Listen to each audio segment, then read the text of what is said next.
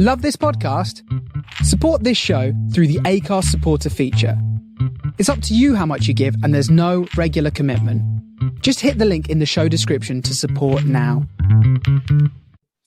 Welcome back to an episode of Wrestling Around. And this week, I really can't remember why we promised it, but we're doing Gangrel's best matches. We've got 7, and they're all going to be watch-along style, but we'll get into that later on. Joining me is world-class wrestling journalist, Aaron Franklin. Aaron, how are we doing? I'm very well, thank you. How are you? Oh, I'm very well, thank you. It's nice to be asked back. I think I've been asked about 5 times in like 100 episodes. That's what wrestling journalists do, you see. Yeah, well, you ask the important questions, and that's what we like. Yeah. Well, this has already got off to a weird start. Joining me as well is Lou Barker. Lou, how are we doing? Yeah, I'm good, Ross. I'm feeling full and satisfied. You in a better place than you was last week? I am. Thanks to Lower East Side Pizza in Leeds. Did deliver in time. It's my takeaway. Yeah, but right, the thing is, right, I ordered the 4 cheese. Classic, right? Because it comes with that bechamel base that, you know. Was it called 4 cheese or was it called Quattro Formaggi or whatever it's called? It's called El Quattro. Yeah, of course, yeah. Of course it is. I'm sure it's a song, is it not? El Quattro. Yeah, anyway. Can't remember his guys. Fu Manchu, don't matter. Fu Manchu? Fu Manchu, I'm sure it's Fu Manchu. Anyway, they ran out of blue cheese, which is the main cheese really on a 4 cheese, isn't it? Because that's what gives it that kick. But they rang me to explain that, which is not, you know, like so they've got a phone unlike McDonald's in Brighett Leeds City Centre. But also, so I was like, oh, that's fine. I'll free cheese, and then they also sent a free brownie by way of compensation. Nice. So, very satisfied with that. And it lasted me 2 days. I had it last night. I had the second half for lunch today. So, right. I'm very pleased with us. Well, it did need the blue cheese. Free cheese pizza is just a bit bland, actually. What cheeses were on it then? Mozzarella. It was the old gorgonzola on there, I think. But yeah, it's the bechamel base as well. It's a white pizza because I'm a big fan of the white pie. Yeah, you are. Yeah. It needed the blue cheese just to get that kick a bit really. But I also discovered today a science experiment. Pizza, I think, tastes better when you put it in the oven a second time. Always tastes better the day after. Yeah. I once not cold like the one I had on your living room floor last week, Ross. That you barely get down. Yeah, not last week. No, not that one. But when you put it in the oven for 5 minutes, the next day it's glorious. Even better. I saw a thing of it was like a thread, and this guy was trying to work out how to cook the perfect oven pizza, and he said, "Bang your oven up as high as it can go, rather than the actual instructions, because that's what a pizza oven's like." Oh, I remember you telling me that. Yeah. Mm. And if you want it properly, apparently you got to put on like just turn the fan off. What, like a grill? No, so yeah, you see, your oven's got most ovens have got a fan these days, but just turn the fan off. Just have it heat. It takes about like an hour to warm up, and you've got to remortgage once you've paid the electricity bill. But your pizza's slightly better. Pizza's great. Yeah, put olive oil on the side. Yeah, I don't know how long you do it for. I've also know a lot of people have pizza ovens for the barbecues. That's all the rage these days, isn't it? Apparently, it's really hard to do though, because he said every time you open it up, the temperature drops, and then every pizza's cooked for like different amounts. So you think you do one for like 10 minutes or whatever, and it's undercooked. So they go right next one. I'll do that for 15 minutes, and it's like black. Yeah, and the best way of pizza is just ordering it for me. Yeah, I agree with that as well. Yeah, get Domino's on the old blower. You don't have to ring up these days, do you? Domino's. Domino's are good because Domino's deliver at any time of the day, pretty much. Yeah. One time I had this place called 24-Hour Pizza in Sheffield. And the guy he was that enthusiastic about pizza. He grabbed the box, just really enthusiastic, and he just basically just put his put his hand through the box. Two salesmen went, "The pizza's so hot, the box melted." And he was actually convinced that happened. I think in his mind, that's actually what happened. And it was just a basic pizza, but it was 24-hour pizza, which in the day was like a revelation. How enthusiastic about pizza can you? I mean, I'm pretty enthusiastic about pizza. Yeah. I don't think I've ever. He was telling us he woke up just to cook our pizzas because it's a little family firm in Sheffield. Just a little pizza lamb. What time was it? It was about 4 a.m. It was after a night out when I was a student. Our ages. When I was a student, yeah. Like a Tuesday. You woke up. I'm assuming he was Italian. Was he an old Italian man? No. He's probably from I don't know, Asian. He was Asian. Nah, right, okay. But he come over here. He was trying to earn a decent living. Yeah. He thought he'd put this marketing gimmick on just to get a few more customers in. and you woke him up in the middle of his night just because you fancied 24/7 pizza. The pizza. Outrageous. What day was it on? What was it? Can you remember what day? It was like a Tuesday night, so it was just one of the outrageous. So he probably woke his kids up and they probably had a bad day at school next day. Yeah, we were students, though, aren't we? Students, yeah, the normal days of the week don't count for students. Don't think about the old pizza man. I did not. Well, it's an outrageous. Put his hand through the box. Well, yeah, I know, but quite frankly, he deserved it. Yeah. How long was delivery? An hour? It was a long time. Well, yeah, because he has to fucking wake up, drive. I think the worst of was when I was at Aaron's for New Year's Eve once. Like the guy turned up like 2 hours later, and it was just stone cold. It was like not stone cold. That'd be great. Actually. What? Oh, the pepperoni. What? Got the peppers? No, one out. It was just I just turned up, but it was just left at the back of his back car, and infuriating. What do you mean he left it? He's gone. I think it just. Yeah, I think so. Yeah, I just forgot about it, and then 2 hours later, I was like, shit. I once ordered the pizza. Didn't realize it was from around the corner, and they walked it round. Yeah, that's embarrassing. Because when I saw her walk off, I thought that's weird, and then I looked where it was, and it's literally round the corner. That's embarrassing. They had £2 delivery as well, though. You know what I mean? Yeah, generous. It literally came in, but they must have cooked it, and she thought, "I'll just take this one." Grab the bag, off we go. Outrageous. Hey, that's enough about pizza in around. That's a show, isn't it? Show in itself, pizza around. This week in wrestling, what's happened? Oh, before we get into that, I wanted to talk about something else that happened to me this morning. It was weird. Oh, right, okay, go on. I went to the gym, which is weird in itself. The box that I've been for a while, right? And we've all got, like, it's a CrossFit gym, we've all got our own little boxes that we go in at the moment, like, still social distancing in there. So I took the one by the door because it's a big, like, garage opening door. So it's cool air, circulation. Yeah, it's good. End of the session, we were just like tidying up, and this fella walks up and he goes, "Morning," and I was like, "I just moved someone for the next class or something." And then I look up again, he's got a big white flag, like a massive white flag, like over his shoulder, and he's just like asking. He goes, he shouts. Once I've said "morning," and a few other people do it, and we realise, hang on a minute, this guy's got a massive flag. This is weird. So you started it off, is what I'm hearing. I think so. And I had to finish it. But anyway, he then just like kind of proclaims, he goes, "Is anybody here saving for something?" I was like, "Fucking hell, this is sort of like salesman." And he goes, "I'm a Christian here to spread goodwill." Oh. Anyone saving? And then I remembered him, right? Because I do the park run. He once came to bless the start of the park run, waving his flag like the entire time. Like we're talking like a massive flag, like not like a little Lulu flag. Like you need two hands to talking like Hacksaw Jim Duggan size. Yeah, I would say possibly bigger. Possibly was it Hacksaw Jim Duggan? It was not, because it was a white flag and Americans don't surrender. Right? Okay, so yeah. Well, that's for the French, isn't it? Except for Biden, right? But then like so everyone's just kind of ignoring him, and I'm like stood at the front, so I'm just wiping down my row machine because I'm about to get off. And he goes, "Oh, none of you?" I don't think so. And he goes, "Oh, what's your name?" And then at this point, I'm like, "I've got two choices here. I can either tell him my name." But then I just remembered like him from the park when I was like, he's just gonna like bless me. No, he's gonna bless me in front of everyone and like shout it. You're gonna be that weird kid who got blessed. Yeah, I don't know anyone in that class because it's the first time I've been to that class that early on. It's like the 7 a.m. class this morning. They're all gonna go home and go do their own podcast and go, weirdest thing happened. This kid first time he came got bloody blessed by some man. Yeah, so I just went, "Oh, I'm not interested in that." And he went, "Oh, okay." And it was the saddest thing ever. And then he just turned around and walked off with his massive flag over his shoulder. And I felt terrible. But then the worst thing was, I'd wiped down my rowing machine enough that there was no escape, and I had to leave. Yeah. I had to walk the same way as him. We should have just said something then. So we just walked. No, we just carried on walking like 5 meters apart from each other because we diverged at the end of the road. Yeah. You should have just said at the end, "Oh, sorry, mate," but. No, because then what if he could have blessed me at any point? So is this fella just... I also thought, what if he curses me? What if he wants to know my name? Because I've rejected it. So then you do what he wants to curse me. We all do in that situation, and you say your name's Terry Peters. No, he's cursed enough. Well, exactly. It's not going to matter, is it? I don't think he could deal with a curse. Why do you think he's so cursed? He gets one more curse, we'll be doing a fucking Terry Peters tribute episode next week. Right? I don't think I can do it too. So this fella, does he just like walk around trying to bless?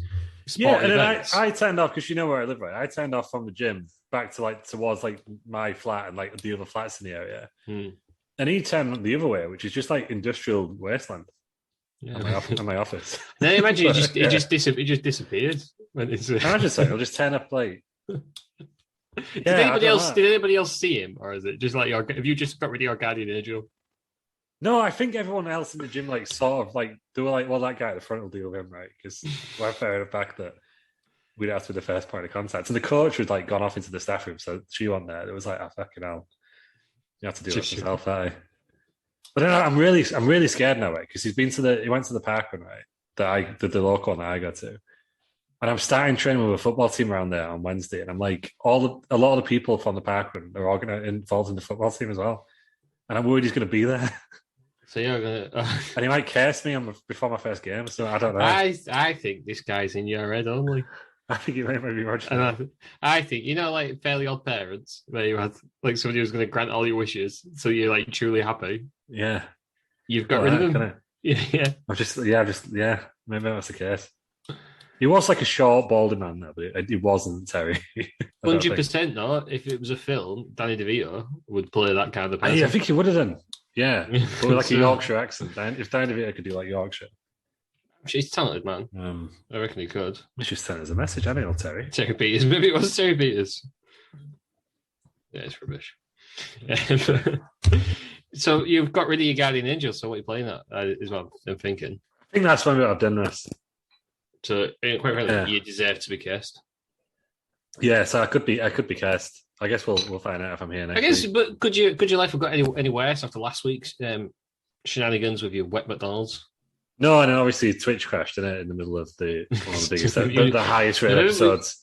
So maybe that's what it was. Right, it all adds up. So he was there to undo the curse. You was having the worst time of your life. Somebody upstairs decided you needed a guardian angel to get you back on track, and you said, and I just went outside on Manchester. You went, nah, mate, can do one. Yeah, well, that's what happened. All right, well, yeah. It just that image of him walking across real sad with his flag. I saw him. I clocked him from outside the gym. He was thinking about where to come in for a bit, and he took the plunge, and I was just like, he saw you, his mate from parkrun. Well, I don't think he knew me because like parkrun. Have you've been to a parkrun? Right? It's weird, right? You need to be careful, like you don't get.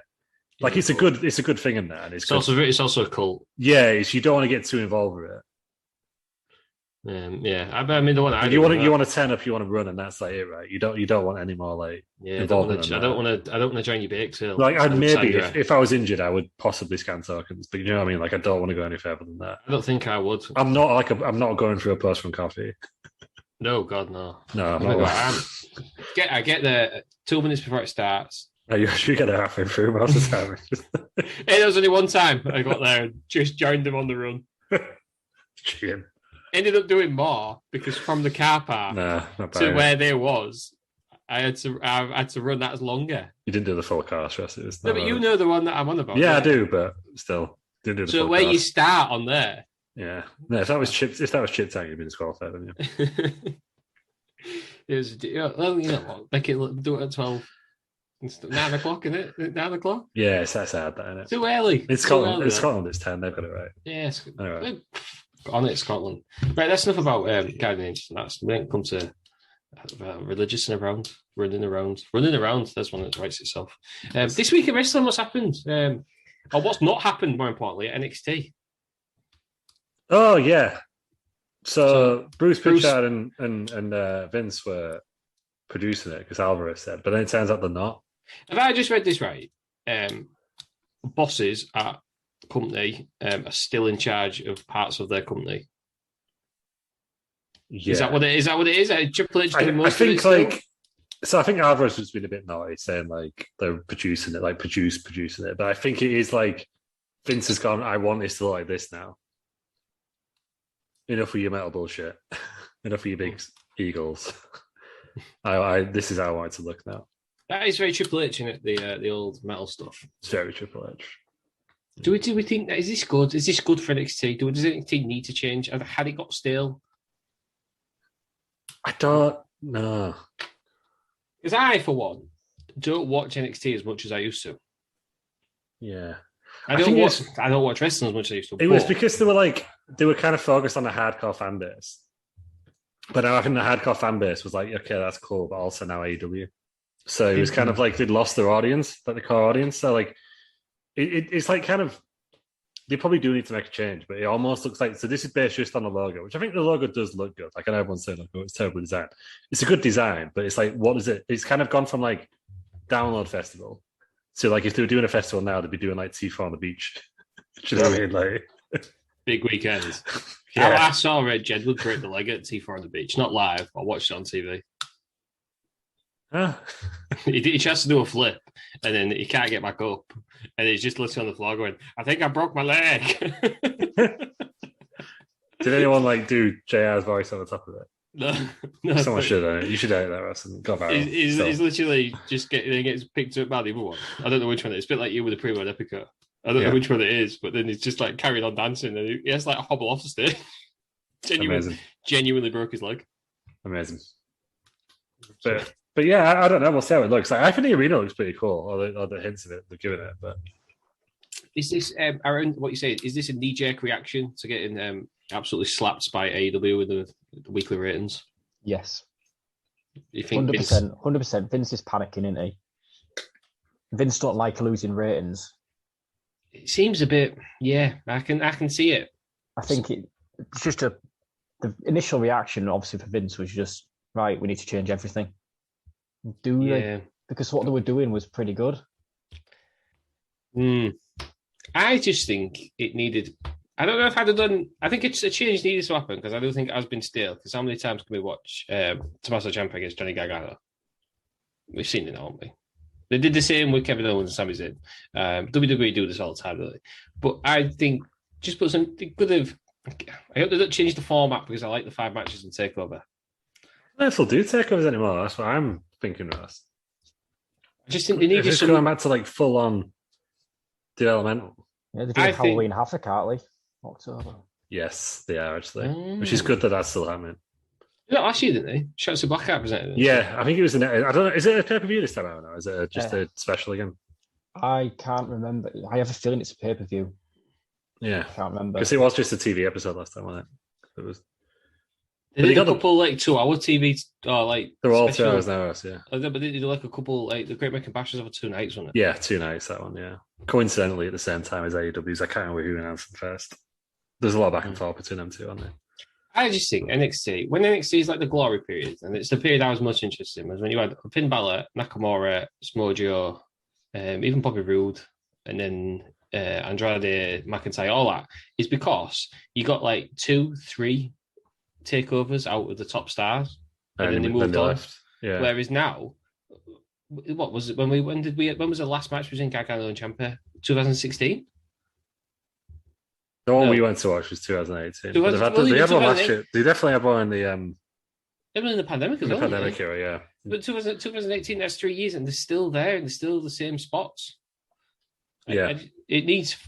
I think that. No, I think that was the thing because everyone. I think there's a few people saying that like Gargano and Ciampa killed it. I don't think they did. I think just kind of maybe them staying around and again, even like Adam Cole, like as great as he was. Yeah, Undisputed Era, yeah. And obviously he, like, 2 nights ago, he debuted on AEW. I'm just hedging my bets there, just to guess it. I think he had no contracts. And it's weird that we aired anything, though. Yeah, 2 nights ago when he appeared on Raw. I'll just edit that out as necessary if he turns up. You would not believe who turned up on Impact the other night. It was bloody Adam Cole. Would you go to New Japan? Yeah, but then once you're in New Japan, you're in everything, aren't you? Yeah. It's at this point, it's either WWE or everything else. Yeah. Well, look at Mox. Or Ring of Honor. Look at Mox this week. Just won GWC Jack title. He did, yeah. The night in the same. That was like piggybacking off all that, wasn't it? Which obviously, full disclosure, as we record this, is tonight. So we don't know what's happened. So we don't know what's happened. Well, he defeated Ross's favourite wrestler, Matt Cardona. I just think he's shit. Oh no, they should have gone on. Did you see him edit into a spinner belt?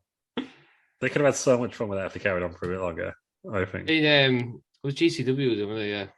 Yeah. Did you see him come out the other week in Durag? Yeah, Durag Vince. That was great stuff. Yeah. Should we have a look at the card while we're on about AEW? Yeah. So the card for all that. We'll review it. Well, we'll give the star ratings now. So we've got... See if we get anywhere close to... A 10-man tag match, which is Best Friends, which is Orange Cassidy, Chuck Taylor, and Wheeler Yuta, and Jurassic Express, Jungle Boy Luchasaurus with Marco Stunt against the Hardy Family Office, Matt Hardy, Private Party, which is Isaiah Cassidy, Mark Queen, and the Hybrid 2, Angelico and Jack Evans. That'll be a good match. It's on the pre-show, and I said 2.5 stars. That's going to be very flippy, isn't it? Yeah, 2.5 stars for me. That I'm going to go 3. Well, I've got this feeling that Meltzer decides a lot of it before the match starts, so that's what I'm going on. I don't know anything about any of these. I know everyone went mental for Jungle Boy for a bit. Yeah, I think they're going to be champions soon, aren't we? And Angelico is in WCW. So. Angelico and Jack Evans, I both really enjoyed in. Jack Evans got like 50 on it now. Yeah. He's only been on for ages. I used to sign him on Extreme Warfare Revenge. Yeah, how old is he, Jack Evans? He is 39. He started when he was 12, I swear. His debut was in 2000, so he would have been 18. Yeah. I mean, I enjoyed him in... I don't know what he's been doing since Lucha Underground. It was the time I've ever watched him. Which one's is it? Is Jungle Boy the really small one, or is that Marco Stunt? That's Marco Stunt, who's the really small. Jungle Boy's small, but Marco Stunt too. Oh, Melton the other day said that WWE apparently interested in Luchasaurus. Was he not already there? Yeah, he was there. They didn't use him and sacked him. Because they're desperate for someone to jump the other way. It's not going to happen, though. I think. Don't you think this, just backtracking a little bit, this is why Vince is deciding to change NXT, because he ain't able to get any indie talent because AEW are just taking it all. Essentially, or people aren't going because they think, there's no point now. I might as well be on Impact or AEW. Why would you go to WWE? And I know, it's the biggest wrestling promotion out there. When you're just going to contract to WWE, you're probably not going to get in the main title picture. You go to AEW and you've got New Japan, you've got Impact, you've got GCW. Can you just go wherever you want under that contract, and you get creative control? And you probably work less days as well. Yeah, that's the thing about WWE. They work horrendous hours, don't they? Mm-hmm. Yeah, not so much now, is it? I think some of them just don't make enough, do they? Weirdly, because they do 4 weekend shows now, don't they? So I think they don't do midweek shows now, right? But so if you're not booked on TV, you've only got like 2 house shows that you could possibly work on. Yeah, maybe then. No, but then you're not making any money, are you? So you could feasibly make a lot more money on the indie scene. If you're and I think like John Moxley's probably making more money now, I imagine. Oh yeah, without a doubt. I think you're probably right. I mean, if you're an indie, but at the same time, playing devil's advocate, it's like I always do on the internet. Everyone goes up like headlining WrestleMania. You can only do that in WWE, can't you? Well, this is it. So that's the other side of the coin, isn't it? It's kind of like. Is it worth not going to NXT early on, making your name for yourself in AEW or New Japan, and come across as a bigger deal? Like AJ Styles. AJ Styles, I guess for every AJ Styles, though, there's a DDP or something. Yeah, EC3 was a big star in Impact, wasn't he? That's what I mean. I don't think there's any guaranteed way, is there, to success? No, I think it is a lot. But like for Adam Cole, I'm surprised if he goes to AEW. Looks like he will do now. I will be surprised because it's like you want to at least get the main roster to go. That's what I would think. Yeah, because even if he gets, everyone's like, he might get released in the year anyway. Well, it's AEW aren't going to go. Do you know what? I don't fancy Adam Cole now. Yeah, I don't sign him, are they? Wanted, regardless. And like people we just slagged off Zach. Well, you slagged off Zack Ryder, but even though he was like who's the other guy? Who was the guy who tagged with him a lot? Kurt Hawkins. Brian Myers now. He was like a jobber, like a 50-match losing streak, and now he's in the Impact World title picture. Yeah. So it's like it doesn't. I don't think that matters. Perception's not there anymore. Like like in the Monday Night Wars, like if you're a big star in WCW, you'd move across to be a big star in WWE. Yeah. If you're like an opener, you probably move across to be an opener. I don't think that's there anymore now because I think wrestling fans are like smarter to the business. That makes sense. So if they can see you've got ability, like Cesaro, he's only ever been a mid carder really. I know he's had a few main event matches this year. But if you move to AEW, you'd be right in the main event picture, wouldn't it? Probably. Is it like, say you're a lower Premier League player, so you're in the bottom 5, and then you move to, I don't know, like the Greek league, and then you're in one of the top teams in the Greek league, and you play Champions League that way? Would you say that's like similar? I mean, Dave Meltzer will hate you for that analogy, but I guess so. Do you know what I mean? Do you know what I mean? Yeah. But you are moving from the bottom of one, but you're the top of another. I don't watch Impact, so I don't know how good that is. Yeah. Apparently, everyone says it's great, isn't it? I just watched a Cultaholic video on the death of TNA, actually. Was it good? It's all right, yeah. But it stopped when they rebranded. Didn't go any further than that. So it's right. Because they went to Impact, then they went to GFW for a bit, and then they went back to Impact, didn't they? Like almost immediately. Yeah, because of shenanigans. Legal shenanigans. Yeah, all out. So we've got the 21-woman casino battle royale. No star rating. Good on AEW for the winner women's one. Well done. I know they've had a lot of stick for the women's division. Yeah, is this the second one now? I don't know. Was this the first one? Sure. But well done for I the remember one. they just announced it ages ago. But there's no men's one, so I'm no, because they did the men's one. Did they do last the year? men's one at Double or Nothing and the women's at All Out? Is that how it works now? Or the other way, like one at each one, I think. Yeah. But I imagine we'd be right. It's going to be the special guest. There's one to be announced. Is that what we're saying? Yeah. What was her name? Do we know? Ruby Soho now. Yeah. Ruby Soho. That's not as good as it. I like Ruby Riot. I'm going to give that one. I'd go 1 star for this. 1 star. I don't think he'll give it. He never rates him highly, does he? Battle Royals. Yeah. No, I don't think so. I don't think he'll give it one. I was talking about Meltzer Franklin Reigns, 1 star, I think. Yeah. Right. How does it work then? The AEW one. Is it Royal Rumble style? No, it's 1 in, 1 out. It's mad. They all get given a card too. So like Hearts will go in first for like 5 minutes, and then like Spades will go in, and then like there's 5 of them going all at the same time. And then at the end of it, the Joker comes out and then falls off the top rope. Okay, that was just one time when Masvidal was the Joker, but that's the idea behind it. So it's a bit like a Royal Rumble, but like they send 5 at once. Because that was the first ever AEW match when it was one of those casino battle royals. Yeah. And I was just like, this company is just going to fucking die because this is awful. The first one. That's very like TNA deal or no deal game. So it was like, you lose the best bit of it, which is the entrances. Yeah. So you just watch it and you're like, hang on a minute, it's that fucking Tommy Dreamer. Like, it was just really... Did you all come out together then? Yeah, you just walk out. It's really... Yeah, unless they've changed it. I've not seen it since. I think they should... I don't mind that idea. But I think if they came out separately, then all went in together. You know what I mean? Yeah. Rather than all come out together. Yeah. I think the Royal Rumble is too perfect, and like smaller companies can get away with copying it, but AEW can't, can they? Yeah. Yeah, because and at least it's better than the reverse battle royal, speaking of TNA. So yeah, they've probably got a big enough roster now though. They could do a 60-man battle royal. Yeah. 3 rings. Yes. Yeah. They could love copying WCW, don't they? So they can do that. I'll put all of that. Tower of Doom. Yeah, Tower of Doom. I don't think WWE would be able to do it anymore, would they? 60 people. No. They wouldn't be able to do the thingy one again, would they? They'll struggle with the Royal Rumble. Yeah.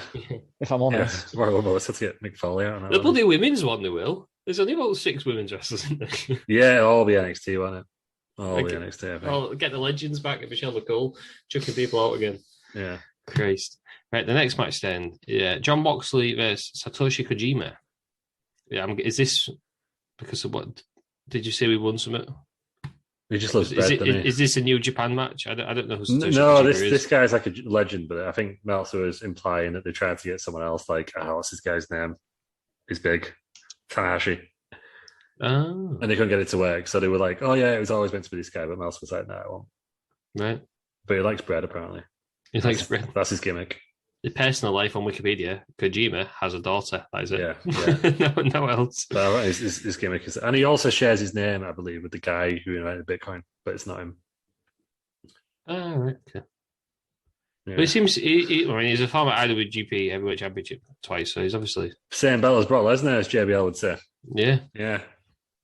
He's obviously doing a bit. Oh, then we've got Paul White. Is this his first match against QT Marshall? Yeah. Mm-hmm. I wonder how that's going to be. Dead. Is it what we're saying? Paul White's going to win it in 30 seconds. Swash match. And then Anthony Ogogo comes out. And then Paul White gets down on one knee. Like, so come on, but you can't punch me. And he breaks his nose. And then they have a match. Right.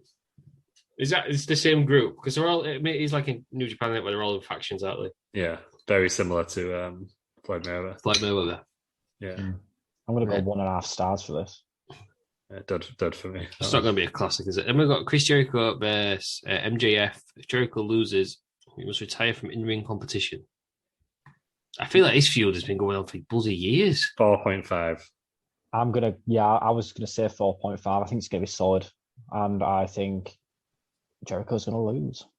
Do you think he's going to retire? No. Well, apparently the stipulation is only not wrestling AEW, isn't it? Right. Because that's Lance Storm was saying. That Has he got a talk coming up? Yes. he's got a tour coming up. He's got the cruise coming up. I think he's gonna go back to WWE when his contract ends. Yeah. Yeah. I mean, he's smart, isn't he? And he's always done he was the face on this. So when AEW was getting all the big ratings, I can say it was him. He's a very smart man, isn't he, Jericho? Yeah. But he's doing what I wanted to do. I think he'll go back and take his Hall of Fame. And yeah. He's made AEW what it is. Yeah. If it wasn't for him, AEW would be nowhere. Yeah, it would have been another indie fed, wouldn't it? I think he added a certain air of legitimacy. He's the one that's brought them all across. He's like the modern day Hogan, isn't he? Mm-hmm. Yeah. I wonder if we remember. I'm always the one. But yeah, But I think that's going to be a modern day classic. 4.5/5. Yeah, I think he'll put him over properly, and then he'll do commentary around page to the end of his contract, and I think he'll quietly be in the Hall of Fame 2023 WWE. That's what we're saying. That's my very, very specific guess of what's going to happen. People always forget, don't they? You go away, you lose a town match, you lose it, and then you go away for 6 months, and you just lob like back. Yeah, you just come back as a surprise, and it was like, well, he lost one to Cena, didn't he? Like 2005. So. yeah, but that's when he thought he was going to retire because his body was knackered, wasn't it? Yeah. Is he just going to retire? Because is he 50 now? Is he getting on? He ain't retiring anytime soon. He's been wrestling for a while, hasn't he? How long has he been wrestling for? He's 50 exactly. Well, I remember his 25-year anniversary because that was at the Madison Square Garden show, so that was 2015, I think. His debut was in 1990, so he's been going for 31 years. I'm not being funny though. He can still put on better matches than 90% of the WWE roster. Well, yeah. Look at Terry Funk. He's the man still going. Terry Funk, Jerry Lawler. I don't think Jerry Lawler's putting on like 5-star classics. What? Well, yeah, I don't know. I haven't seen the casket match. We've seen him in Enzo yet, so he may well be us. Is this what's going to springboard MJF to the top of the card? Then is that what we're saying? I don't think he'll ever be main eventer. We can't go top of the card yet because Omega's a heel, anyway. I don't think Omega's losing. Does he have any? What would have any faces? Do you have any? Adam Page, but then he's off on paternity leave, isn't he? Yeah. Christian, he's a face. Yeah, but he's in Impact now, isn't he? Pretty much. Is he going to just like quietly leave AEW? Do you think? No, Christian. And do like more Impact. Yeah, but then has he already lost the belt on a taping? Spoilers. No, was that a rumor? Yeah. So I don't know. Right then, the next match then, Miro against Eddie Kingston for the AEW TNT Championship. I did see Tony Khan said this isn't a mid-card belt. I mean, it is. But said it wasn't. Tony Khan says a lot of weird stuff that everyone just goes like, oh, yeah, right. I just kind of get... Mike is a fucking dead. I'm sick of him. But he did keep saying that they're going to do the first show at Craven Cottage, anyway. I will go to because I am a lark. And it's a ground tick. Yeah, that is true. And I love a good weekend in London, so, I just hope it's not Wednesday. I hope it's a Saturday night. Do we think Miro's going to... I don't watch any of this. I don't know where the feuds come from. Where's this feud come from? I don't know. Was he not rivaling with Omega?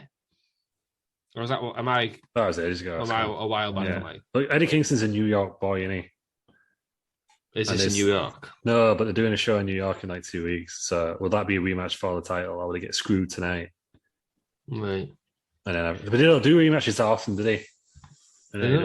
No. They've got a big enough roster. They don't need to. They're not WWE. Same match every week for 10 weeks running. They have. I did see some stats. That is true. Like, there was 10 times as many rematches in WWE. Well, but then sometimes that's all right, innit? Because they're doing Edge versus Seth Rollins on SmackDown next week, and I'm fine with them having a rematch. No, but at the same time, it's like, do I want to see Chad Gable versus Angela Dawkins another time? Like, you look at classic feuds. look at classic feuds though, and like your Mankind versus Triple H and stuff like that, and like your Rock versus Triple H, Rock versus Austin. They've all fought each other like less than 5 times. Because they actually did. The roster was so stacked.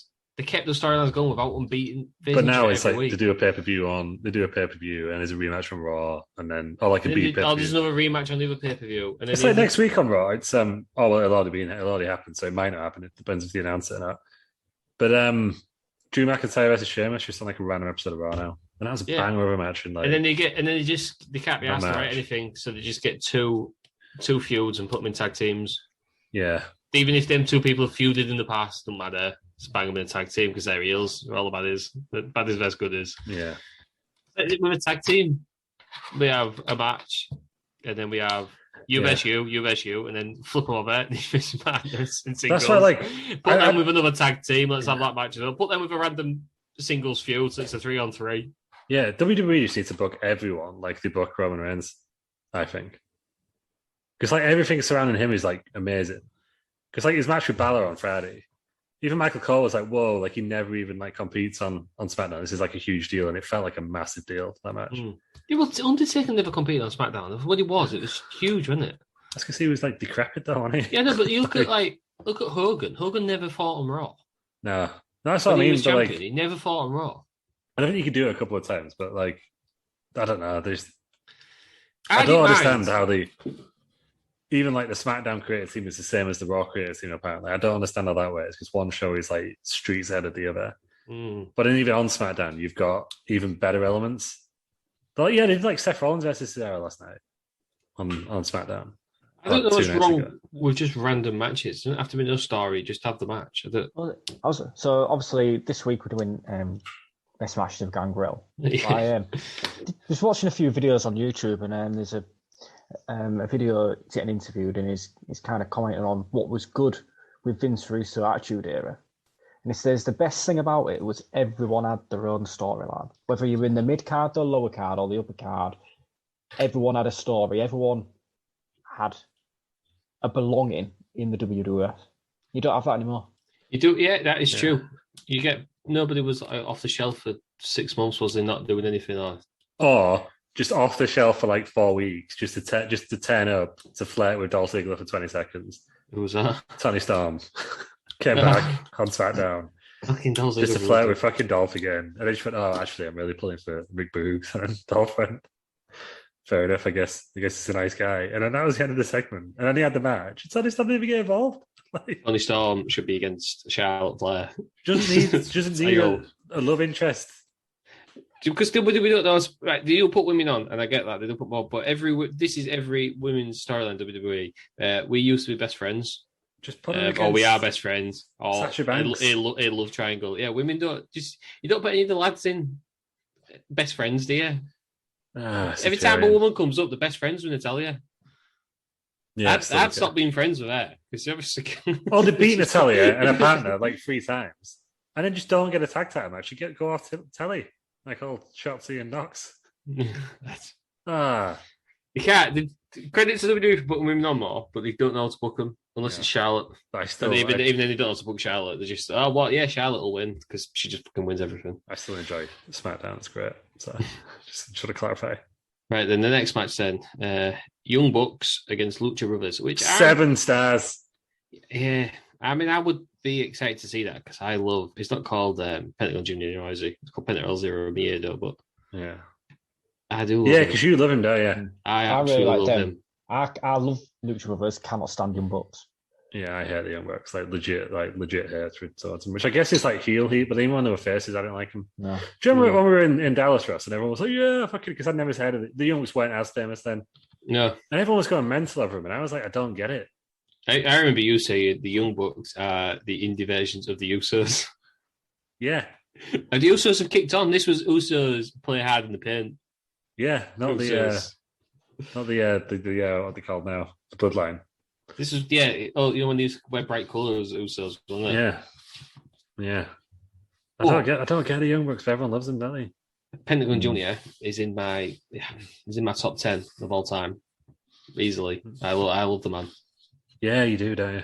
Lucha Underground. What's Lucha Underground? Yeah, but also like, why does he do his finisher? Right, his finisher, but then he does it on the ring apron. It's always 2 count. Does my head in that, Ross? Right, he's like Package powder, everything. package powder, yeah, which looks horrendous. Yeah, and he does it in the ring, and he knocks him out 3 count. But he always does it as a spot where it's just a 2 count after he does it on the apron, which is the hardest part of the ring. Well, why, Ross? Why? Does he still do his arm break? That was his thing in Lucha Underground. He'd break everyone's arm. Yeah, but then Becky's still, isn't she? No, because he would do a submission move, then tap out, and then he'd like yank on it even more and just snap their arms, put them out for a bit longer. No, Becky Lynch did that, and because she did it with against Alexa Bliss, who's double jointed, so it looked great. And I was like, whoa, fuck. But yeah, that'll be the only. Dave Meltzer, my mate Dave Meltzer, says that he thinks the cage is too tall, so that it won't be very good. Was it a cage? Oh yeah, it's still a cage match. You think the AW cage is too tall, apparently? Obviously, Young Bucks just want a 5-star match. Do you think it's going to be a 4.9? 0.9? Have they never had one? I've had loads. Oh, yeah. I don't. Yeah, I think he's going to give it over 5 stars. This, without seeing it, 5.25. Is it going to be as wanky as what I imagine the Young Bucks first revival was, or FTR? No, they tried too hard, didn't they? Those guys. I know that's what I mean. Yeah, I don't think Lucha Brothers will do that. I don't think they care about Meltzer. No, but he had that ladder. Didn't he have that ladder match to go over 5 stars? Like right when AEW first started. Yeah, but 5.25 on it. Yeah, so I reckon he'll do the same. Maybe a 5.5. But I think that's not because I think the Lucha Brothers are incredibly talented, not because they want to get a 5-star match. Because I think you can tell when somebody wants a 5-star match. Triple H used to do it every WrestleMania, didn't he? Where you saw these big long slogs. Every time. Yeah, he did. Didn't he? The one with Seth Rollins was the one I can always remember. No, the one against Rowan is the one that gets me. Yeah, when he was champion. Yeah. No, actually, Randy Orton 25 that killed that show. And that was because they were on after Undertaker and Michaels, aren't they? And it was just which is an hard spot. Yeah. What else we got then? We've got Dr. Britt Baker DMD with Rebel. Yes, Chris Statlander. Is she not the alien? Yeah, she is. Yeah. For the women's, for the AW Women's World Championship. Britt Baker, is that Adam Cole's wife? Girlfriend. I've heard good things about her, and I've not seen much. But she's highly rated, isn't she? As one of the top female athletes. She just re-signed with him. She's like their number one. She's their number one women's wrestler, isn't she? Yeah. I really like her. She's got good in-ring ability. I haven't watched any of her recent promos, but her promos used to rake around on me. I think she's better as a heel than she was as a face. She tried to make like the face of the division, but it didn't really work at first because it was just too fast. But as a heel, she's quite good. So I reckon she wins this one because Adam Cole comes in and kicks Chris Allen's head off.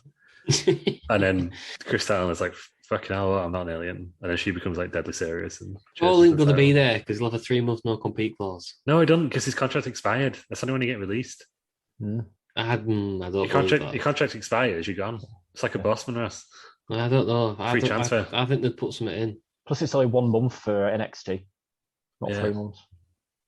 All right.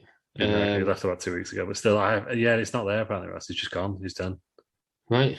Well, whatever. He's still appearing on Up Down Down at the moment, though. But so is Tyler Breeze, and he's been gone for a while. So what's going on? No one knows. So then we've got CM Punk, his big return against Darby Allin. 4.5.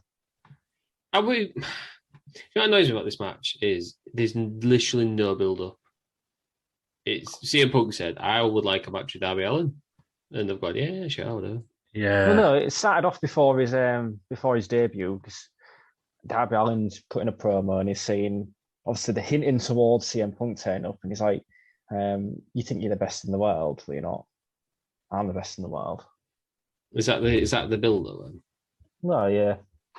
But it does work sometimes. It's all you need. I don't think you need a big build-up. As I say, it does work sometimes. One of my favourite match of all time is Sami Zayn versus Nakamura Takeover, and that had no build-up whatsoever. Just you're facing Nakamura, and that was incredible. So if it's going to be like that, then it is going to be up there, isn't it? Yeah, I'm probably going to get proved wrong here, but I'm not excited for this. I'd be interested to see how we can do.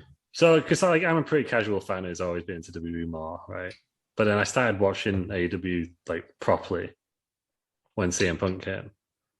But I already don't really care. Because he's come out and he's done his promo. Then he's done a couple more promos. But I don't really know who Darby Allin is. He just looks like a mini Sting. I just don't care. Do you know what I mean? Like, Would you have gone big straight away? Would you have gone? I think it should have Would been you have gone bold. Omega? No, I think it should have been bold and started a big story off. And I think I said this on Twitter to someone, and I can't. What they probably abused me. But it was like, imagine if WCW was forming and Scott Hall and Kevin Nash came across, and they just came out and went, "Oh yeah, WWE sucks, but now we're here. It's the home of real wrestling. Yay! We're gonna have a match against I don't know, fucking Steve Regal or something next week." Like the NWO was a risk, wasn't it? It was a story right from the off. Yeah, I think they're trying to make Darby Allin big out Darby. They're trying to get him into the main event picture. But I would have gone big. I'd have gone straight in Kenny Omega. Yeah, I just think it's a bit bland. Do you think they're worried that Punk's been out of the ring for 7 years? Probably. I think that's what it is. This is his warm up. You know, The Rock was all right, wasn't he? The Rock's first match was against Cena, wasn't it? Does it matter? I don't think it even matters, does it? I don't. No. He's obviously been doing practicing. He was on the latest episode of Heels, if you've been watching that. No, I've heard really good things about it, though.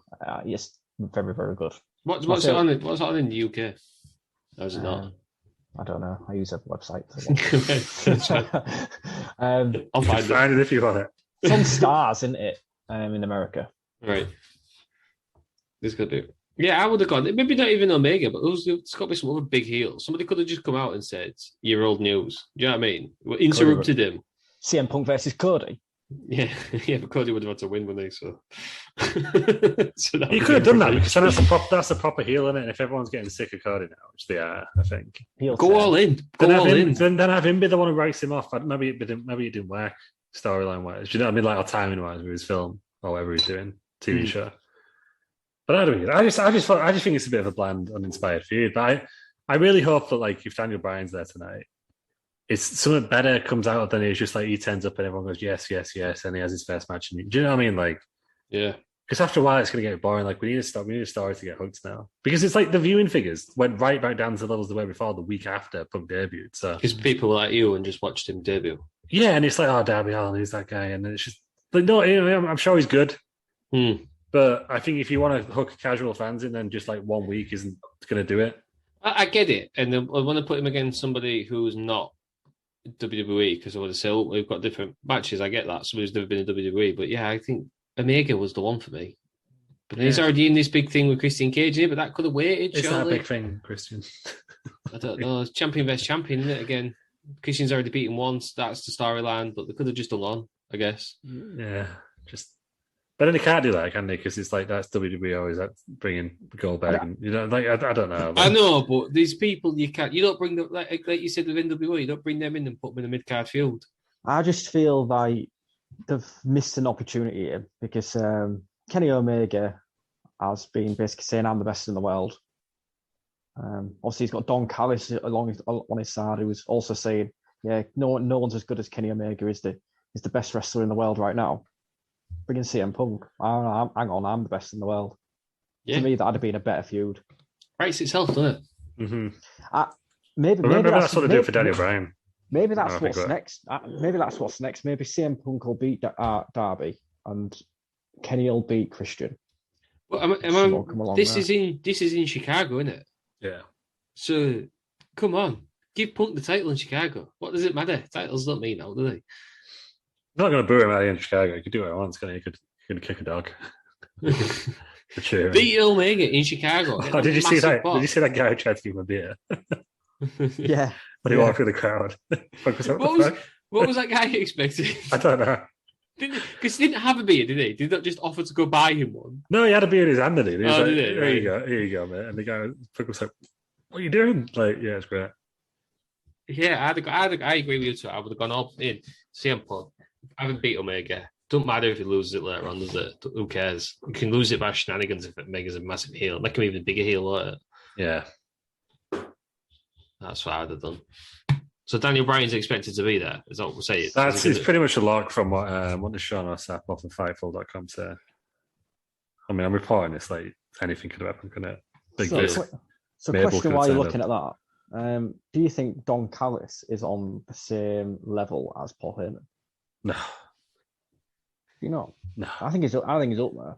He does a lot of good things, Nate, and I my instinct is to say no, but I think that's because I'm not aware of what he does. Have you seen any like the recent promos with Kenny Omega? I think you'd change your mind. So is he Omega's manager? Yeah.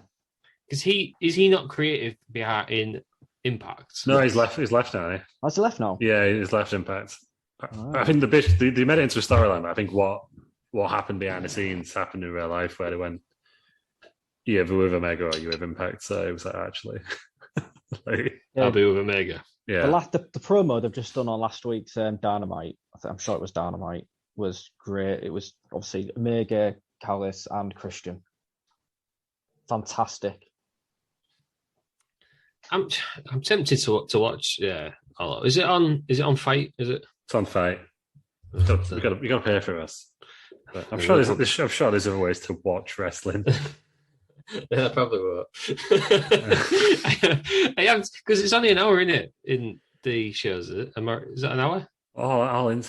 No, but their weekly show. Oh, no, Dynamite's 2 hours. Rampage is an hour. So you get 3 hours. But then you $4.49 a week. Don't get you the pay per views. Only get you the TV shows. Yeah, but they're still on ITV4. Not Rampage. No. Right. I'm tempted to watch it just to see what it is about. Fightful was told that the working plans of a couple of weeks ago was for Bryan to appear on AEW All Out. However, it was noted that with AEW having multiple big shows on the horizon, things could be changed around. As has been the case, many AEW talent have not been told outright either way. Right. Well, so there you go. But we'll find out, won't we? Yeah. Yeah, I'm tempted to watch it because I've only ever watched Blood and Guts, AEW, and I flicked it on a few times, and it was in the pandemic, so I want to give it a proper good. Oh, they've got hot crowds. The pay-per-views are very enjoyable. Mm-hmm. We'll say that much. Give it a test. I think like all the wrestling pay-per-views are. Do you know? I think all the wrestling except for Raw is good. That's what I think. Raw's got some good stuff though. I'm enjoying Damien Priest. But it's just so long, isn't it? That's the thing. If Raw was 2 hours, it'd be great. Yeah, that's. You wouldn't need all the fluff and the rematches and the just. 3 hours is just so long. Who has time every week? No, I ain't had time for years. Imagine, I mean, we have to watch it like the next day and record it and stuff. Imagine like setting out an entire evening to watch wrestling every week, 3 hours every week. Yeah, is it? No, you wouldn't even be able to get the whole of it on a VHS tape nowadays. Jesus, yeah, we had to do it. Not only do an overrun. I wonder what would happen then if they went back to 2 hours. I wonder if the ratings would go back up. But then they would make less money, wouldn't they? Because they're getting an hour's less of. I don't think that would ever counterbalance it. But if the ratings went up, would they get more money for advertisers because they're getting bigger ratings? I don't think so. I think that's always been the argument. But what I would do is you've got a 3 hour block. Did not put an hour somewhere else. Yeah, put an hour somewhere else, or have 2 shows within an hour. Yeah. I don't know how you do that. Just show like classic matches for an hour. Can't you just bring 205 Live back on to the hour? Or Tuesday Night Titans. Something. But on a Monday. How do they do that? I mean, like do like an interview show or something. Or just put Ms. and Mrs. there. I don't know. But like there's got to be something they can do. I don't know. What about Legends House? Yeah. Why not? Would people watch that? I don't know. I don't know. Probably not. That's it for wrestling this week. We're going for the big stuff. Wrestling around Wrestling Federation. We had a few technical issues. Oh, we did. What disaster! It was that guy we don't like. It was what's his name? Well, it was me doing it as well. No, but it was the guy who killed Wrestling around Wrestling Federation. Oh, our new debutant, Rand. Rand killed the Wrestling around Wrestling Federation. It's not the heat; it's the humidity, Rand. Yeah. I don't understand it. I still don't. He killed it. That went on to a dark match. Made his big debut, didn't he? There was a few matches though. The corn was there when they corn and with beans and gravy. Beans and gravy. Yeah. So were clearly made by you, not by the guy who made the corn. What do you mean? Hey, it took me ages, right? Do you know how many image files I had to use to cover that guy, the entire guy in fucking beans? Right. Took ages. I'm just saying, the corn's got like a nice helmet and everything. Yeah, but like the corn looks like corn. How do you like gravy? That's what you got to do, isn't it? Just a blob, isn't it? VM Punk, he was back. He had his match and he retained his title. I can't remember what happened. Against McMangelo Dawkins. Yeah, and the guy who we raided absolutely loved it. Yeah, did. I should have followed him really so I could I can't remember who it was now. So Shout out! I need to get in the habit of doing that. I'm not like Terry. I don't know what I'm doing. I don't know the Twitch etiquette. Shout out to that guy who turned up during Angelo Dawkins and CM Punk and went, "This isn't Angelo Dawkins against CM Punk. They both look like Vince." Quite right. So shout out to that guy. I can't remember his name, but shout out to him. Yeah, well, Angelo Dawkins got released after the show, but then there's rumors that he's actually currently bringing it back in. Was he in the Vinciverse? Well, we'll find out, won't we? Well, we'll have already found out at this point. Yeah, we will. It's on Tuesday this week. All so Vince. it was yesterday. But you can watch it on... Well, I can exclusively reveal that All Vince was going to be 2 nights. But it's now no longer 2 nights. It was just last night. Next week, it's Vince of the Ring. What? It's in... Vince of the Ring. Grace, Vince of the Ring next week. Tuesday. Watch it Tuesday. Yeah, I think it's Tuesday. We'll see. Really messing up our... the old how we're going to do well, this. I'm thinking now I might move it back to Wednesdays, but just later. Oh, right, okay. Because I've got football training 6:30 to 7:30, so I might just have to do like 8:30 and just do it a bit later on a Wednesday. We'll figure it out in the next couple of weeks. It's gonna, like when Dynamite kept getting preempted by the basketball for like a month and no one knew when it was on. That's what's happened now with Wrestling Around, the Wrestling Federation. But we'll find a slot that works. Follow us on the old Twitter, and you can find out, can't you? Yeah, I think that was all the big news though. Wasn't it? No, it wasn't. No, they want. There's a big debut, wasn't it? There was. Medium plastic gorilla. Medium plastic gorillas. I missed it. I missed medium plastic gorilla. They had a 6-man tag, all 3 gorillas. How are we going to get the... you can't get it, can you? As I said, we're going to have the Trios Championship, but you can't get one. Can't get a Trios Championship. But there is some big Trios teams now. I think like it's not going to happen anytime soon, but interesting for me would be to see the Head business versus the gorillas. Like, that's a dream match for it to happen, isn't it? Do you remember the Trios matches used to just be wrestling variations of themselves? Storylines. Kind of went out of that, but I think like if you're looking for a dream Trios match, the Head business versus the gorillas has got to be up there, right? But then the sides are there as well, aren't they? But you know, they're going to interact with Sanders and Drumstick. Like it can only be settled in war games. Feels that way, doesn't it? But we don't have war game. Well, hopefully it's on the new game, so I have to just gorillas versus the Head business. Yeah, because I thought, I thought before Small Wooden Gorilla came in, I thought Big Metal Gorilla was a shoe-in for the Head business. I'd love to have seen Big Metal Gorilla in a suit. Yeah, that could have been something. Right? I would love to have seen that. It would have been like the Good Father, wouldn't it? Yeah. So wrong at so many levels. Could have been something. I did I'll be honest, I thought in a storyline where it turns out that the Big Metal Gorilla was Vince. But I've decided not to do that because it's too much heat. You want heat, but you want heat is like taking both titles off Samoa Joe who's just finally won them both. Like that's the heat that I want. That's the I genuinely think I would have turned off if the Gorilla was Vince. Yeah, so I watched it once just to see him in the gorilla suit without the head on, and then I would have turned off. That's what it would have been. But yeah, all Vince was last night. Next week, Vince of the Ring. Yeah. Shall we watch some Gangrel? Oh, go on then. No, we're not doing the feuds. No, we need Terry Peters. Okay. I'm going to give him a week's grace each one. Not really be able to pull sweat else on his ass. And then the normal bollocks he says. Amazing, like, do you remember back in the day when Terry Peters used to present on the show as well? Yeah, I know. What? Terry Peters on this show? That doesn't sound right. I saw someone the other day. It's like it always feels like it's just been Ross, Lou, and Aaron. The first match then. Enough of that guy. He's not on it. It is going to be. I should have set this up for us. This is going to be. Go on, guys. We've got. It's on Heat. Gangrel. Oh no! I was just going to do it in the order that you sent us. No, you got to do it. You got to do it in chronological. Oh, well, then I'm going to have to change mine as well. Then. Yeah, chronological order. So what we're looking for? Which one is it? Something like Heat, Gangrel vs Scott Taylor. That's the one. It's a Gangrel vs Scott Taylor. I mean, if you don't want to watch these, I don't blame you whatsoever. The Joker's gone out of hand. Which means the Joker's gone out of hand. No, Gangrel's great. That's right. I'm not having this right. And he's listening today. He said he would. Gangrel versus 4-minute match. Oh, when is it? Oh, just search for Gangrel versus Scott Taylor. I don't know how to bloody work this thing. And then we'll get it up. I'll tell you the time in a second when mine loads. There we go. I've got it. August 16th, 1998. Road to SummerSlam. Oh, man's there playing up. Hang on. How is this playing through I've speakers? I've got it. I've got to mute my TV, aren't I? 25 minutes, 32 seconds. That's where we need to be at. Yep. Are we on? Yeah. I am. No, hang on. What's happened? It's crashed. This is No, we've got it. Russ. great. We've got it.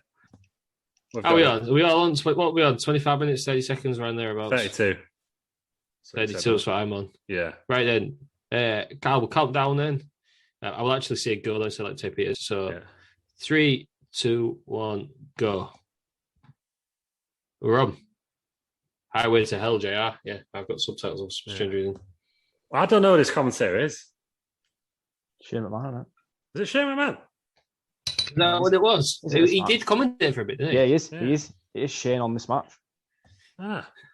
Yeah, I've also got subtitles on this, but I guess that's fine. So we've got Like 7 matches then, including one on YouTube. So that's going to be good, isn't it? Interesting to get to. Yeah. So in this entrance, Shane's obviously commentating. He refers in a moment to Gangrel drinking blood as orgasmic. Yeah, it was really weird. I thought it was Kevin Kelly, so I was like, I've got a lot of notes slagging off Kevin Kelly, but it turns out it's. Is he being Shane McMahon at this point? Or is he I think like he just is. a commentator? He was a ref called like Vince Simone at one point, Right. but I think he is just. But interesting facts on this: when he was practicing this earlier in the Gangrel, he accidentally stepped off the platform too early, set his robe on fire, and also crushed his foot in the lift. Which is why he's walking with a limp. And I felt like that's why he was just doing his famous limp from this point onwards, because he did that accident. Right. He said his foot was black for months afterwards, but also his balls never set on fire. What would have been worse? Well, that's what he was trying to decide. So he's like, good job we practiced. I wonder how many of them white shirts he goes through, because every match I've watched so far, he's ruined his shirt. Mm-hmm. So I've 2 points to make on this entrance. One, probably the best entrance after the Undertaker's. Oh, interesting. Two, what's best? Triple H spitting water or Gangrel spitting blood? I would say Gangrel spitting blood because he gets it all over himself. Yeah. Yeah. He looks demonic, doesn't he? Because I didn't realize he was doing this gimmick on the indie scene beforehand for a long time, wasn't Yeah, Vampire Warrior though. Wasn't he? Yeah, he's in ECW. Was he not a shoot vampire? Shoot vampire, yeah. He's actually got the teeth on it. Yeah, it's the Fangs and Bangs. This is it. So this is Scotty Twatty and Grandmaster Sexy Before they were. before the took up, when it was, because it was originally put together to be annoying, wasn't they? I believe they were called Too Much on there. Yeah. Rather than too cool. He has a shoot teeth. It's quite a good entrance though to have on Heat though, isn't it? Oh yeah. Yeah. You know, if you look, can you imagine anyone like coming out with a main event with like even having the littlest bit of pyro? And this guy's got a platform coming out the goddamn. He's a very stage. interesting character, isn't he? Gangrel. He's a lovely man as well. I Yes. watched Straight to Hell Alcoholic, which came out this weekend. Yeah. Kind of completely, just obviously the Head Out podcast and the thought, we should get him on. Yeah, But that was just- the big fans. Seems like a lovely man, so I'm going to be spitting out some Gangrel facts I'm as the glad episode goes on. because I could not find any Gangrel facts. I've got loads. I've this one was the one about his foot. So You mean facts? he's broke his foot.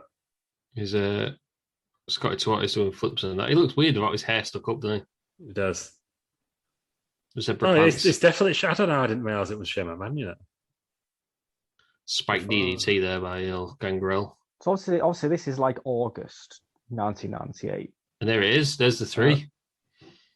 Squash match. That's heat for you, though, and that's what you get. Yeah.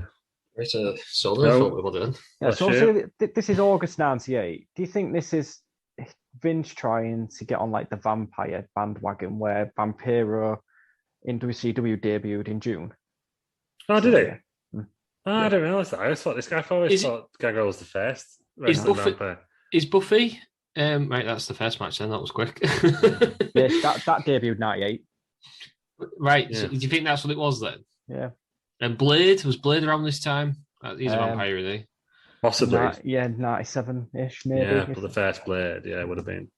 So Gangrel versus Edge is our next match. Raw is War, September the 4th. Wait, which year? 98. 98 still. His run was a lot earlier and shorter than I remembered. Well, the Brood were together for like no time at all, was it? September 14th. I always thought they were together for ages. September 14th. Yeah, I was listening to the podcast and there was like, the we were only lasted for like less than a year or something like that. It was really ridiculous. Edge and Christian wasn't that long either. No, it's like less than 3 years, wasn't it? Yeah. Is this the one? I've just clicked one up and it's the one. Yep, September 14th, 1998. It is 58 minutes, 19 seconds. Excellent. I'm there, Russ. Are we all there? I'm there. Yep. If you're not there at home and you are watching at home, just pause it. Right. 3, 2, 1, play. All right, well, these are going to be quick out of these matches. Yeah, if we had the story about Vampiro, how he basically had no training. All he could do was punch and kick. He went to Mexico and he went out and he was going to get beat, but the crowd absolutely loved him because they'd never seen anything like him before. So he won his first match, has become like a big star in Mexico. It's still a big star in Mexico to this day. It's absolutely huge. He was booking for AAA. Yeah, but he didn't play his fucking music, Russ. So. And his feud with Conan was he was going to get he was going to be in like a soap opera or something like that in Mexico, and Conan went, "Whoa, he doesn't speak Mexican. You sure you want him?" And they went, "Ah, yeah, you're right." And that's how we fell out. And Conan got the job instead. And that's how they fell out. And they didn't make up until it was in WCW. Oh. So interesting Gangrel fact: his regular Weatherspoons order is a pint of Stella and bangers and mash. I did see that. I saw that. That must be a alcoholic. I did see that. Does he call them fangers? Fangers and mash. Oh, I should have. That'd be great. Bangers and mash. They don't do bangers and mash at Weatherspoons anymore, do they? So he's already stopped being for a while. He also wasn't aware of the app. When he got told about the app, he said the only problem with Weatherspoons is you got to go up and order and then sit back down. And he got told about the app by Ross Trudell, and it was like, what? I live in the future times.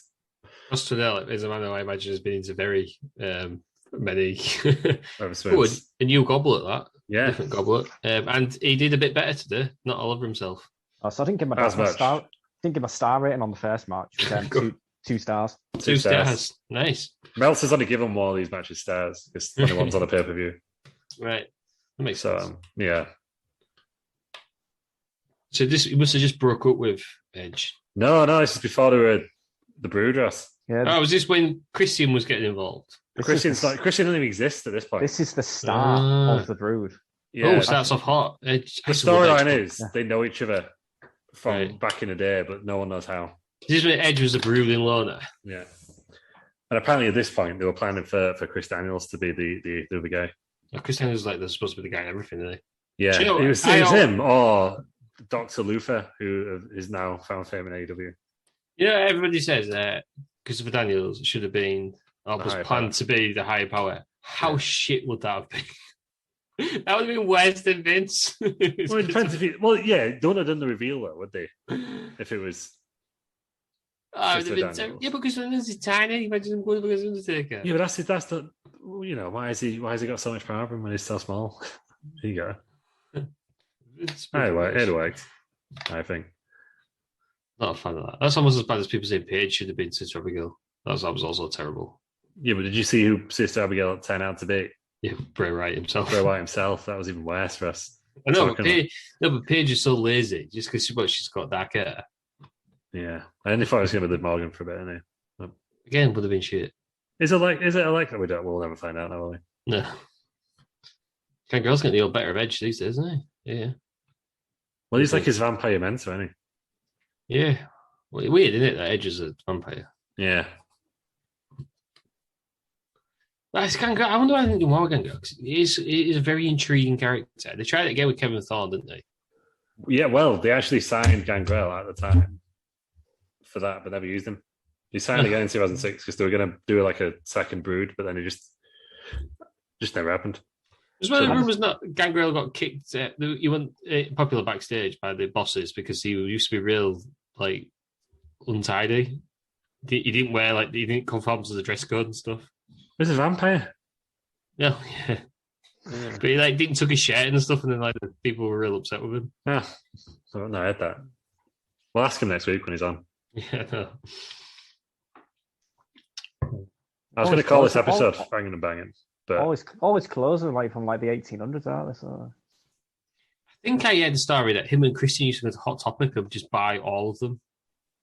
Because Christian used to wear a puffy shirt like that as well, didn't he? Yeah, Christian's attire was very similar, and Edge said it. I'm only wearing wrestling gear, thanks. Yeah, Edge said he didn't want to do it. Christian did it, and Christian used to wear it's a bit of sad, really. Christian used to wear that fishnet bodysuit thing, because he didn't like his abs. Yeah, and he said, looking back, that was ridiculous. He said he's one of his best runs in WWE. He was wearing such a stupid mesh shirt. Yeah, but yeah. I'm sure they said he used to go to Hot Topic and just buy loads because they needed them. Because obviously they got ruined every night with the blood. Yeah, all sound fine. Yeah. So they used to just go buy loads. Oh, that looked nasty on the knee. He's wearing looks like wearing knight's armor as well, doesn't he? There we go. Legs. Christ. Yeah. Frank 316 there. Edge has always had a similar attire, hasn't he? Not really changed much, has he? The ref just rings the bell here. Match over. Oh, DDT on the floor. Is it a count out? No, don't count out. It's just ref just rings the bell. Technical knockout, I guess. Oh, weird ending. Yeah, can't continue. Oh, but he's now got a cup of blood. He's drinking it. We didn't finish it earlier. He should have spat that in Edge's face, shouldn't he? He's covered in blood, to be fair. So what he actually says here is the blood of Gangrel flows through your veins. Eternity is forever. He's made him a vampire, look. Interesting. What is the blood? Do we know? Just be fake blood, won't it? Or be like red food colouring. Something like that, yeah. But I don't know how to use it anymore, eh? It's black now, isn't it?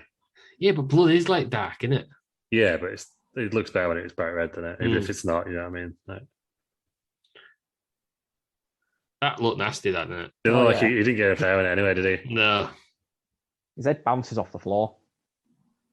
Sure, I'm glad Edge stopped wearing that stupid little necklace. It looked ridiculous. Right, well, I believe it's the Royal Rumble next, isn't it? Let's have a look. We're not watching a full Royal Rumble, are we?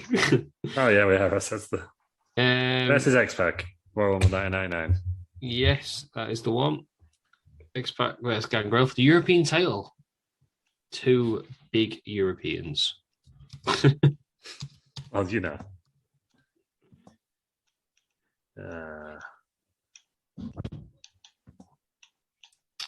There's one on Raw. Royal Rumble 99. Press the wrong button here. January 24th, 999. 37 minutes, 23 seconds. That's how long the match is. No, 9 minutes this match. Longest match, I believe, of the full thing. That makes sense. It's not the most competitive match, though, which I was surprised by. Yeah. Are we all there? No, we're not there, Russ. We're not. Oh, come on. So I gave that last match 2.5 stars because the storytelling was good. It was a marked improvement on the first match, right? Let down by the ending, I would say. The ending was good. I don't know. What did you say? 37-23. 37-23 on the dot. Right. All right. Are we all ready? Yeah. I am. 3, 2, 1, go. Here he is. Gangrel coming up first. Good. Oh, candles this time as well. He always looks like he's just buzzing there, doesn't he? Not as much fire. No, it's not as good this entrance. Yeah. Always looks like he's just having the greatest time, don't you think? He comes out and he's just fanging and banging, isn't he? Yeah. He was real happy to be there, didn't he? Well, he said that apparently, like, they were like, "Oh, you need to be like real broody and that," and he was like, apparently, he just got up on they had his music going, he was just buzzing. So in the end, they were just like, "Do you know what? You could just be like an evil smiling vampire instead if you want." Yeah, but if he wasn't smiling, you wouldn't see his teeth, would you? Yeah, true. No, he could So be like imagine snarling, couldn't he? Yeah, imagine being broody with his teeth out. It would weird as well, wouldn't he? Yeah, he's just here for a good time, isn't he? But it just looks like he's just having a great time. It looks like he's been to the bar. He's going back for a drink. He's got a real fancy cocktail for a laugh. And he's just buzzing, walking back to his mate. It's like, hey, look what I've got. That guy covered in blood, then, wasn't he? He looked like he was wearing a cape himself. I believe this is his only singles match. Was it really? Yeah. Oh, we'll get into this later because I have a bit of a rant. Go on, do it now. Let's do it now. Right, so as we watch these matches, the booking of Gangrel just gets worse and worse. Right? You'll see it. So, like, he's booked so strong in them first two matches. Squash match, and then obviously beat his edge, it gets him to join the Brood. Yeah, he's probably only ever going to be a mid-carder, but at least put a strap on him. And then ventilate that, because I've called it a strap. But yeah, when you consider like the Godfather, who was genuinely terrible. I mean, I love Charles. I love Charles Wright, but he was terrible. Good God. He's or A-Train. A-Train was bloody champion. You know what I mean? Gangrel deserved at least one run. Don't you think though they should have put the Intercontinental title on Gangrel, put the tag titles on Edge and Christian at the same time? The Brood could have had a really strong run. Yeah, especially when it was in the Ministry, and that was like the biggest storyline going. Yeah. Apparently, the whole point of the Brood was just to get Edge over on it. That was its only main aim. Yeah, it's like Edge is our guy. It's gonna be. It could be the guy. It worked. It was the guy at the end, wasn't he? Gangrel's not. He's not a bad wrestler in comparison to some of the. He's probably better than most of the WWE roster now. Yeah.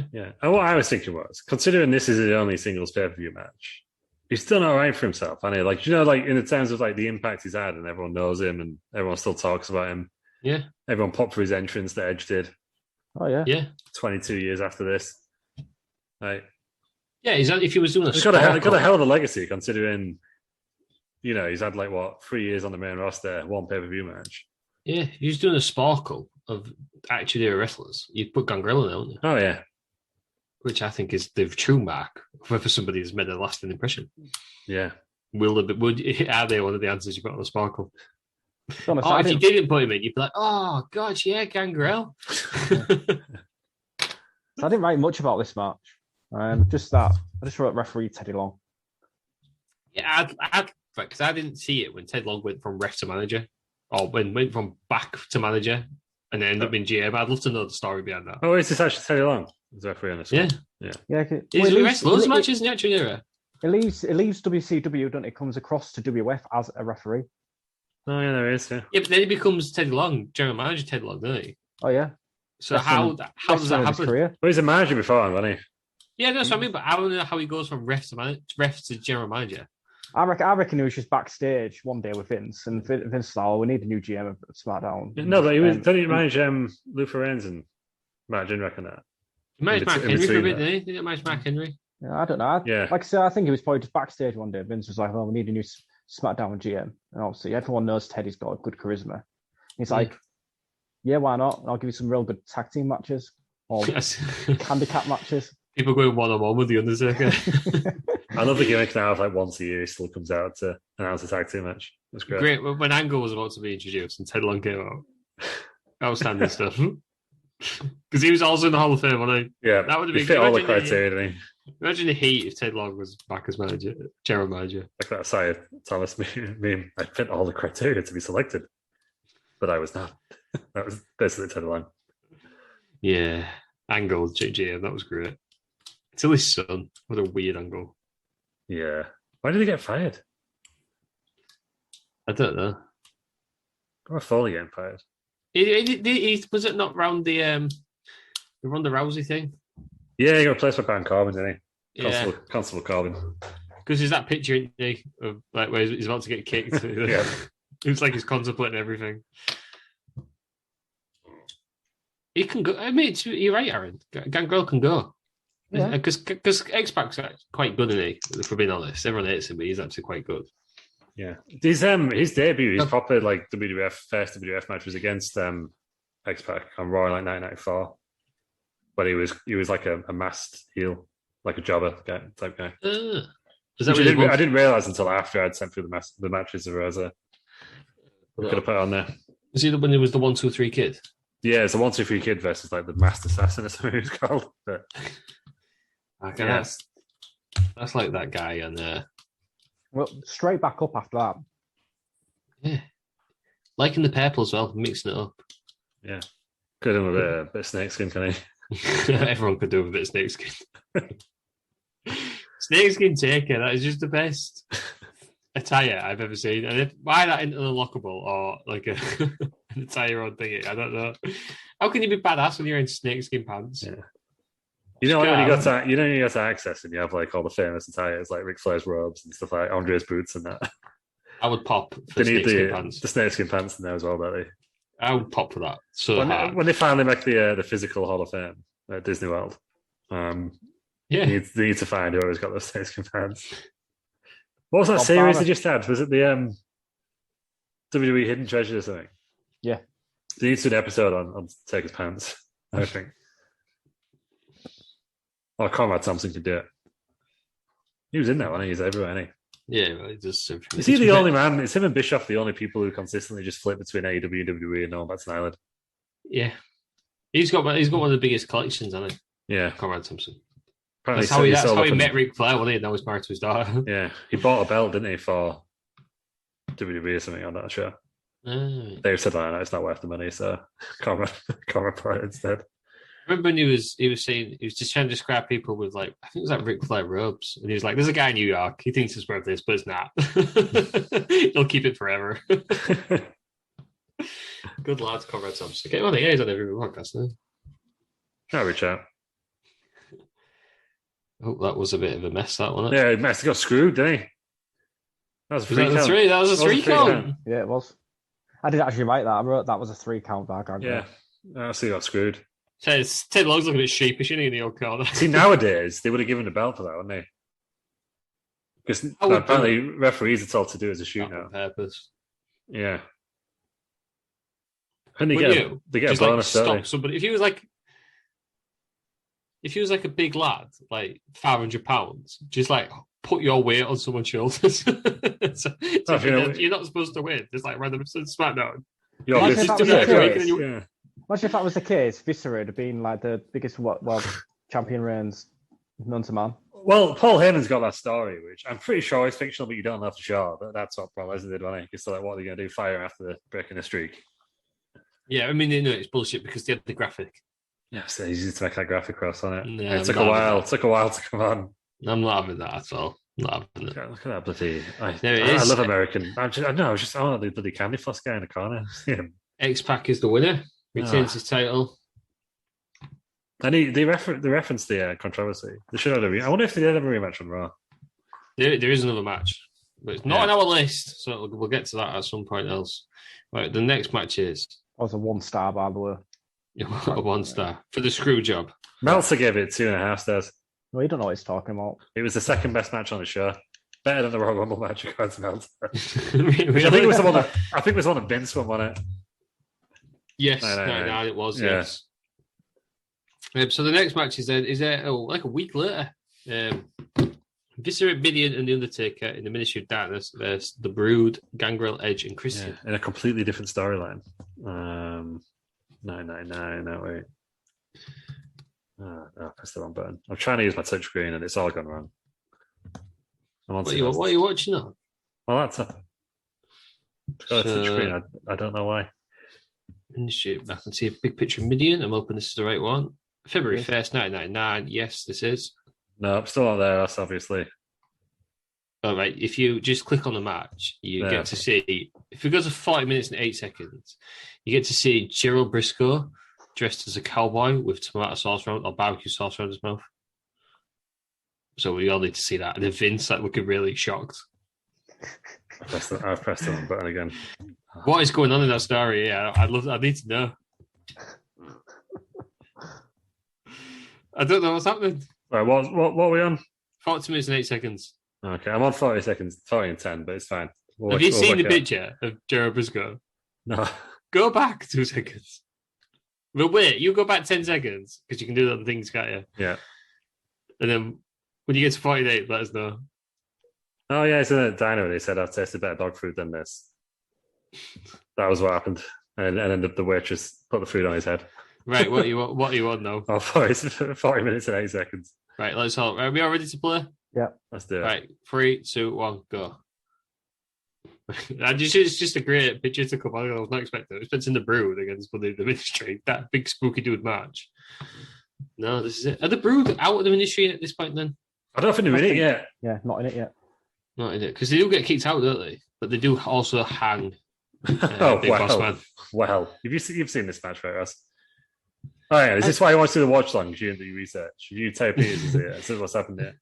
No, so the matches I watched were Gangrel and Viscera versus Undertaker, The Rock versus Gangrel, and that last match. Why did you watch them backwards? Because that was the order you've put the photos on. Oh, so you don't know what happened. You don't know what happened in this match. I don't know what happens in this match. Oh, just you wait. Just you wait. Big spooky Taker. Look at Big Vis there. Spooky dude. This might as well have been a Big Vis thingy though. I don't know about Viscera. Got to see on it. More Viscera. More Taker. What's your favourite version of Viscera? Well, that was obviously. Yeah.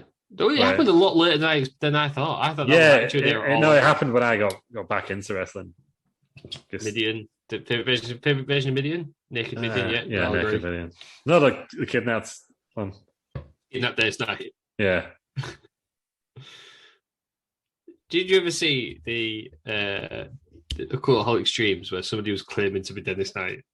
No. I wish I did. It was on when he did one of the story modes on one of the WWE games. I can't remember which one. Somebody claimed to be Dennis Knight. They want Terry trying to get a job again, was it? Because that's all I see in the streams these days. Yeah, but Terry Traitor Peters. Yeah. He's not here because his Newcastle audition. He's not here because he's learning how to edit. Yeah, the podcast to edit. I've seen his videos, so you can go listen. Well, it's approved. Yeah, Edge just in playing ball, is he? Yeah, just like, fuck that, I'm not wearing one of these stupid shirts. Take care, he looks like he's not pleased, is he? Yeah, they just ignore him. Look, they get to the top of the ramp there and then just walk down. And he's in the match. You'd have at least slapped Bear, wouldn't you, there? Just give Paul Bear a good slapping. Did Paul Bear ever get physical? Ever? He got covered in concrete, didn't he, at one point? Yeah, no, but he never... I can't imagine I can't remember anyone ever doing a move on him. Yeah, I don't know. It's top 3, though, isn't he? Managers. Yeah. Yeah. If you go into, like, kayfabe terms, Shelley's got to be near the top because Mankind, Undertaker, and Kane, I mean, they're pretty good, aren't they? Let's be honest. That's a good point, Ross, yeah. He's got to be up there, hasn't he? I still can't get my head around the fact that it was Brother Love first for Undertaker. Like, I don't know how that would have worked. How did that work? It doesn't make sense. Imagine if Pritchard hadn't gone backstage or like done more backstage because he got promoted, I think, didn't he? And that's why he couldn't do it anymore because he couldn't be on the road with him as much. But just imagine. Oh, Midian and Gangrel. There we go. Going at it. So it's 3-on-3, but Undertaker's fighting ass at it, staying on stage. Yeah. Very Roman Reigns. Yeah. I mean, Big Vish just beats the sort of solution, isn't he? I mean, this Undertaker was legit scary, though, wasn't he? Yeah. And then they ruined it, didn't they, in the middle, by they did a Matt Calloway promo. Yeah. But both of these guys... I don't know if that ruins it. I think that, deluded into thinking it's a satanic... Makes him more realistic. Bloody hell, look at him. Big Vish. Imagine if you saw him in the street. Shit yourself, wouldn't you? Oh, yeah. It's the sunglasses for me. Watch this cell. Watch that. That. What that cell of the fucking. That's rock level. What's he doing? Imagine all 500 pounds of him leg dropping you. Imagine all 500 pounds of him humping you. because that's what we get later on. His feud with Charlie Haas over Lillian Garcia was legendary, right? They had a thing, didn't they? Them two. Big Fist. Love Machine this or sexual Mark Henry. I was a big fan of Sexual Chocolate. To the point where, for me, big Love Machine. I was so shocked when Mark Henry came back and I was fighting the Undertaker. I'm like, this guy is Sexual Chocolate. What's happening here? Yeah, it's Hall of Pain, apparently. Is the hand not one of the greatest promos of all time though? I never saw it, so I don't understand what that is. I like it where like they have like a Raw reunion like 10 years later, and it's like a guy dressed up as a hand. Yeah, comes back in. How weird. Don't you remember the what pay-per-view was it where look, Love Machine Vince went into acolytes are in. There we go. Before the APA. Yeah, you got to keep watching the rest of that because it gets fucking weird. His big take here and his big hood. Yeah. No, what Vince used to have his entrance theme coming to catering. That was part of it. Largest love machine. Michelle Benjamin's mama. That was the thing with it. That was it. That powerbomb to Christian then was mental.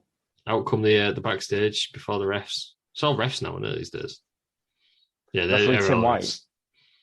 What are the refs going to do? Who was that guy in the suit there? Who was that guy in the blue shirt? What are you doing? Why are you the Brood attacking the refs? Well, that's what Michael Cole will continue to ask for the rest of this. Getting beat down. Big Fist don't know what to do. Oh, oh, Christian was looking what happens to me on the floor. The shears fell off and he's just put back on. Love to see it. Oh God, and Edge has got some titties to the first one. This is that fucking. God, that looks horrendous. Well, God! There we go. Why did they ever do? Yeah. So like, bear in mind that Gangrel's already nearly fucking died once there by Ron Simmons dropped on his head. Just fucking wear Oh God. Kurt Angle joined this company. Mm-hmm. He was upset. He didn't join ECW for one reason, for the cross. But he's all right with this, is he? Ritual hangings. Well, it gets worse. Come on, take care. I'd have been like, you can't hang a vampire, though. You can't kill him that way, can you? Oh, God, you see old Pringle there in the corner. Oh, God. So, it turns out you weren't meant to fall. They legitimately nearly killed him there, and that's why Midian had to put him back on the. Was he not meant to fall off? No, he wasn't meant to. He wasn't meant to be actually fucking hung. It looks horrendous. That look. Yeah. Oh God, it's not coming out of his nose. Yeah, he was actually getting hung. So that was when Midian was like, "Oh shit!" And that's why his hands there pulling it off. Yeah. Midian's like, "You're right there." Mm-hmm. Yeah, apparently Gangrel was like, "Oh, well, at least if I'm going to die, at least I'm doing on national telly." Like, a good way. Like, what? He legit thought he was about to die. What? Yeah. Oh, this is ridiculous. And they did the whole thing with Bossman, didn't they, afterwards? But I'm assuming he had a harness on at that point. Yeah, so he was already wearing the harness and they just clipped it on. Yeah. That's how they did that. But they actually use a noose. Yeah, it meant to be a gimmick noose, but it tends to be a shoot noose. Shoot noose. Nearly fucking. So this could have been a very different episode, couldn't it? Yeah. Jesus Christ, what is going on there? So I imagine this is when did you join the Brood? Like, if you can't beat him, join him. Is that the? I think Undertaker used some like magical spirit there and made him join the mystery. Yeah. Right. You was kidnapping people, aren't they? So for those that are still watching, Mankind's now talking to Deborah and he's saying like she needs to cover her tits up. He's not wrong, to be fair. And he's bought her a jumper. Good lad, Mankind. Right then, so what that match was. I can't remember where we are. We're doing the Rock next, are we? Let me just work it out. 98, 99. I got 2 matches left. Three matches left, aren't we? Yeah, 3 matches. The Rock versus Gangrel. So he's left the Brood. He started the new Brood. Yes. Remember when the Hardy Boys had Michael Pierce Hayes as the manager? Yeah, that nearly made it into a 6-man tag, including Michael Pierce Hayes. But you can't. Anyone facing the Rock has got to be a big match for him, right? Yeah. That was my. So this is on Raw as well, August 23rd, 1999. What's the timestamp for us? I'm going to get there in a second. Oh, you need to get it quicker, don't you? Well, it's loading, so hold your horses. 42 minutes and 45 seconds. Are we all over there? Come on, guys. Are we all there? Yep. We sure are. Right then, 3, 2, 1, go. Should have the Rock coming out here. I don't believe Gangrel got an entrance, did he? Just you wait, Ross. You've seen this one? Yeah, I can't remember what happened. I watched it like 3 days ago. Well, Stone Cold. No, not Stone Cold. The Rock's going to have a big match at SummerSlam, at this point. Yeah. Can't believe it was. What's he doing? SummerSlam 1999. We'll find out. That's my more research. It's like the Rock here is a big guy. Do you think could he get any bigger? You look at him now. He's mental now, isn't he? He's absolutely mental. He defeated Billy Gunn in a Kiss My Ass match the night before. And that was the end of Billy Gunn's push, I believe. Yeah, because King of the Ring Billy Gunn as well, that would have been, wouldn't it? Yeah, the one Billy Gunn, I think, right. Have you seen that Twitter account that's putting the one Billy Gunn's theme tune over like 80 sitcoms? It just works. Yeah. I need to see it. That's what comes out first. You wouldn't expect that, would you? The Jobber, Rock. Oh, Unforgiven the next pay-per-view. Just wants to have Magic the Gathering, Jesus Christ. And Unforgiven 99, is that the one that Peter's mad as? No, it was 97, wasn't it? The worst one, that's why he's never picked a show since. Yeah. Yeah. So he's never been on the show since, probably.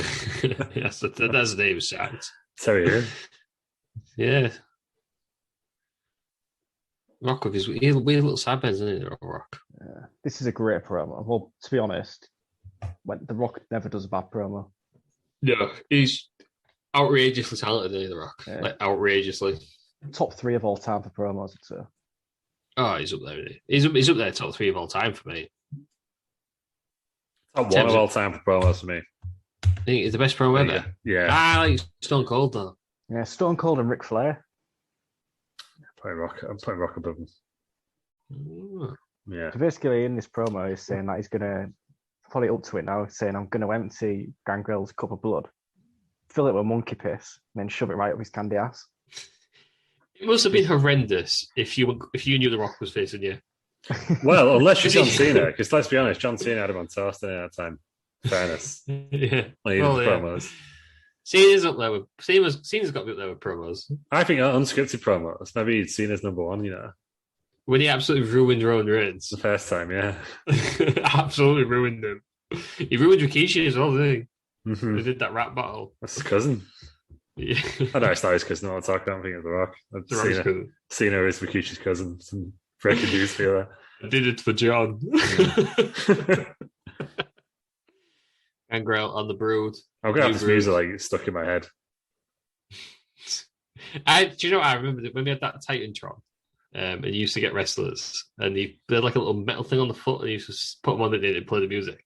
I'm pretty sure Gangrel's music was the only one that ever worked. Yeah, because after a while, it was just half the wrestlers on there were released on it, but they were still going ahead with it. So do you think the image here of the new Brood looks better than the original Brood? And they're both wearing black, so it's different from Gangrel. They come out and they've got wet, sweaty hair. Looks a bit more menacing, don't they? I think because Gangrel looks more like the leader now, because he's wearing different clothing. Rather than wearing exactly the same thing as Christian. Yeah, Christian probably shouldn't have had the shirt on, should he? No. They would look more like minions, wouldn't they? Yeah. So I think this match, out of all the matches we're going to watch, is the most competitive one. Yeah. Right. So I've got a bit of thought of this as well. Do you know what I was saying? Like Gangrel should have had a bigger push. Yeah. Right. The Rock absolutely destroys him in this match, right? But it's because he didn't get a chance to drink his blood. He used his blood. And it's like source of his power, wouldn't you? Yes, I feel I get. Yeah, I didn't think of that.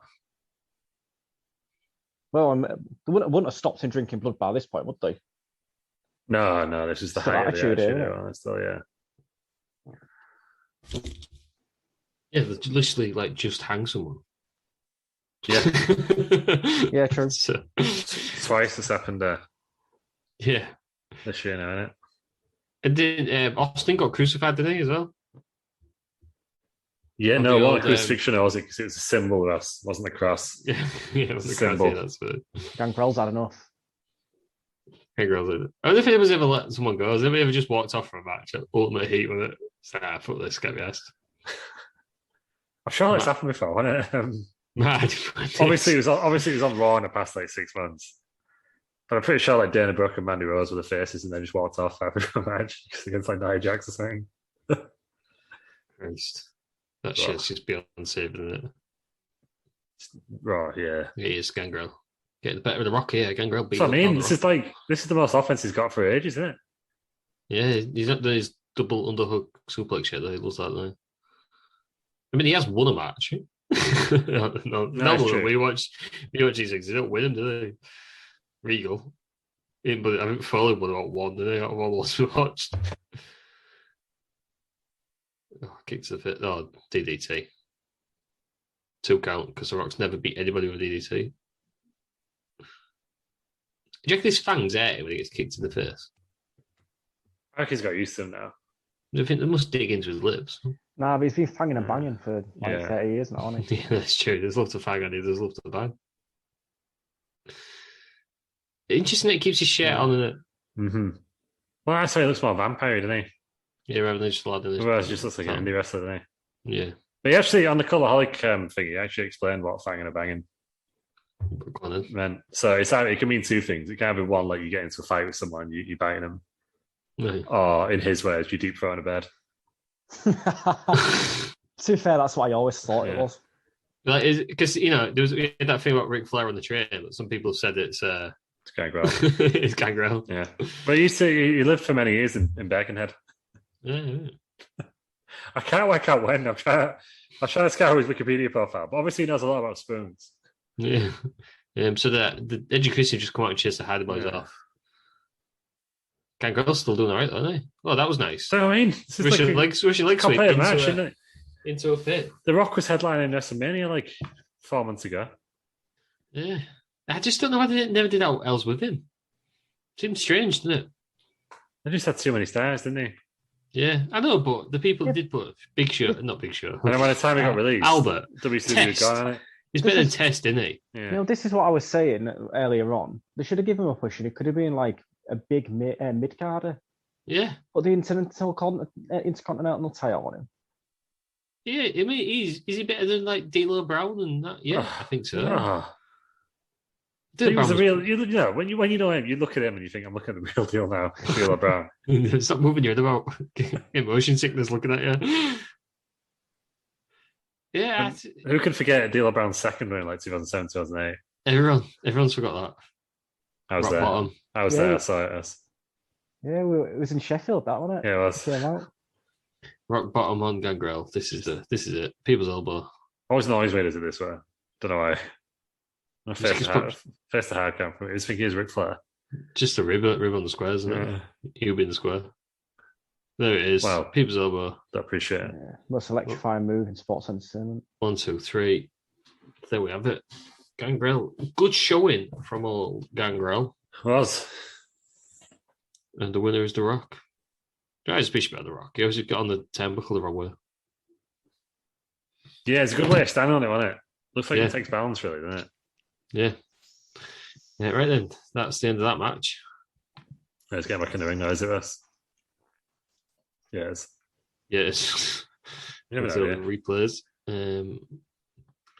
Right then. So for the YouTube one next for us. Are we doing the YouTube? I was going to do that one last because was that was the last match? Yeah. Well, yeah, but then this one's after. The SmackDown one's after. So Right, should we do YouTube one next then? yeah. Well, I'll put a link for the people listening. I'll put a link in the description. So it's in the description for you right now. So what is it? You click on that Gangrel right now. versus Steven Regal.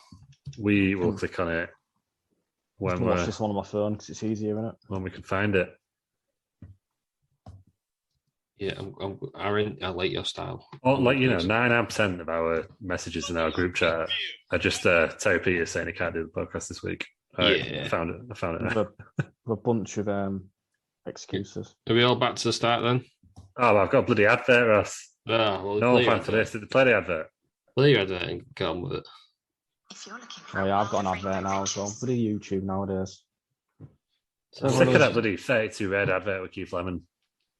Just everything Keith Lemon does, I hate with a passion. It's infuriating. I am ready.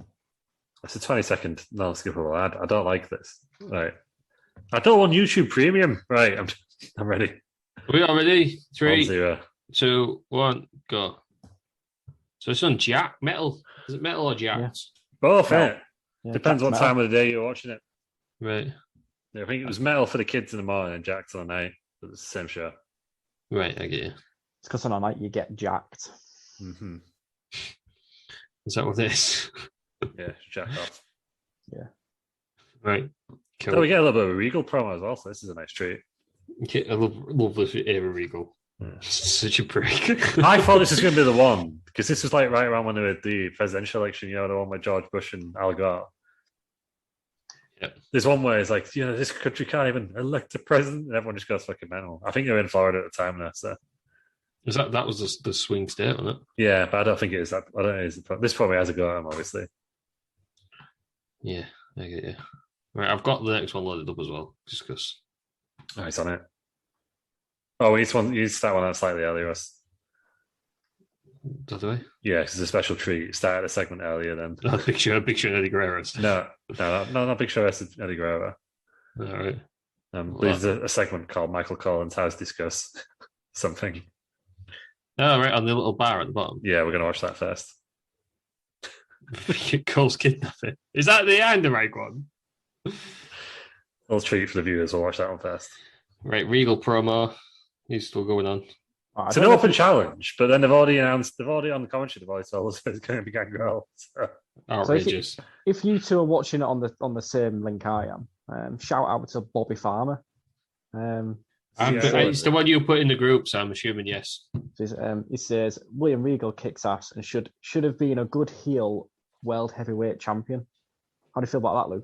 It definitely should have been. It probably would have been that time if he didn't get busted for drugs. Like 2007, 2008, game show Regal turned into King Lear Regal. It's great.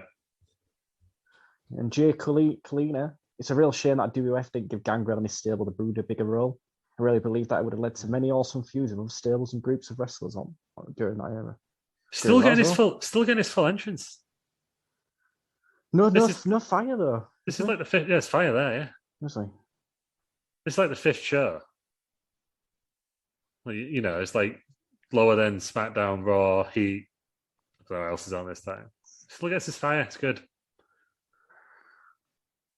Gangrel looks a bit of a unit here, though, isn't he? Yeah. Bulked up a bit. But he's lost his sleeves. Lost sleeves to show his toes off, hasn't he? Maybe he was always this big, but you just didn't really see underneath the shirt. I forgot about the XFL. That's an episode in itself, isn't it?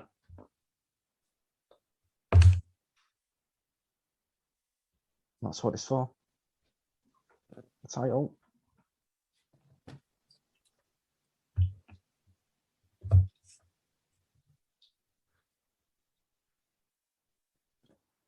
So they're about to tee off.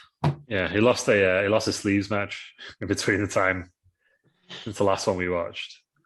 He lost it to. What do we prefer? Do we prefer a sleeveless Gangrel or sleevey Gangrel? Sleevey for me. This guy looks like he's got it straight on VHS. Sleeves all over. Yeah, it's definitely a VHS tape this time. Well, that's all we had back in the day, Ross. Yeah, nice little move. Oh, we lost the bridge there, didn't we? Tape this on Channel 4 like midnight, and he's like using Video Plus, and it's just slightly off. Regal's so good, though. So he's going to miss the end of the main event because that's what always happened when he used to use Video Plus. It's infuriating. God, kids these days don't know, do they? Don't know, do they? The struggles that they had. They just go on the YouTubes now and they find everything they want. Just get one They of the don't have to look in TV Guide and find the 6-digit code to stick in your Video Plus machine. I don't Genius remember technology, really. How did it work? I don't remember Video Plus. You don't. What you don't? This is how I always used to do it for us. You used to go in TV magazine, TV Yeah, Times. if it was 1998, I was 4 years old. Yeah, TV Times, or if you're a bit classy, like us Radio Times. I know we used to And- use the TV guide. TV Guide, and then you go in, right, and then you the Saturday magazine from the Express had them as well. Yes, yes. At the point, like, used to go in, and like on the TV Guide, there was like a code at the end, and it was the longer the code was, the less popular the show was. I think it's like Coronation Street was like 57. Right. But for Sunday Night Heat, it was like 6, and you used to go on Video Plus on your VHS, type it in, and it used to start and record like when it came on. Yeah. But if there was a slight overrun or something, like if it was spot on, it just fucked everything up. So we always used to miss the finale. Right. Makes sense. Main event of Heat, never knew what happened. I remember on Sky recording Dave Gorman's Google Whack Adventure. And for whatever reason, I put on as like an hour, and I missed the second half. They didn't carry on recording. So look, I found it again like years later and finally watched the end of it. That's record, like, that when everyone has those news breaks in the middle? No. 5 minutes news. I had to record like 3 other shows. Ah. So I don't know what's going on there. Yeah, Regal looks so good now. So better than Jack's Regal. So was Gangrel. These 2 guys should have more. Definitely. Yeah, I think Regal, underrated, I believe. Regal, I think he would have gone to won the WWE Championship if he hadn't have got busted that time. Busted for Jax. Yeah. Amazing, really, since Regal fell asleep in his interview. Yeah. Yeah, I mean, look how many times the Usos have been busted for drink driving. Look how many times Jeff Hardy's been busted for drink driving, doing drugs. Yeah. They're still there. Yeah. Just one rule for one. And I think he got wrapped up in that big scandal, didn't he, where he had to suspend like 10 people, didn't he? I remember Edge and Batista got suspended at the same time, didn't he? But RVD got proper messed up with. I don't know if it's a similar one, but he lost 2 titles within the space of a week. Well, that killed the entire brand. That didn't it? Yeah, because Sabu was suspended as well, wasn't he? ECW was dead in the water, wasn't it, after that? Because I was listening to the Bruce Pritchard about SummerSlam 2006, which was only about 2 months after. And they were already like, yeah, we knew ECW was dead. Like, we'd lost Rob. Like, yeah, but isn't that when Do-Rag Vince comes? No, yeah, he's well after that, isn't he? I think it's the year after. 2007, the Rag wins, eh? Yeah. This is Big Show's champion, isn't it? Because we haven't had December to Dismember yet. That was 2006. Yeah, I think there was that was under like it's never going to be like a proper fair brand. Yeah. At that point. They did have the Undertaker. It's even like Vince's like ECW title run. Most of it was on Raw, wasn't it? I don't think he actually went on ECW that much. No. Regal wins with a net breaker. Regal wins.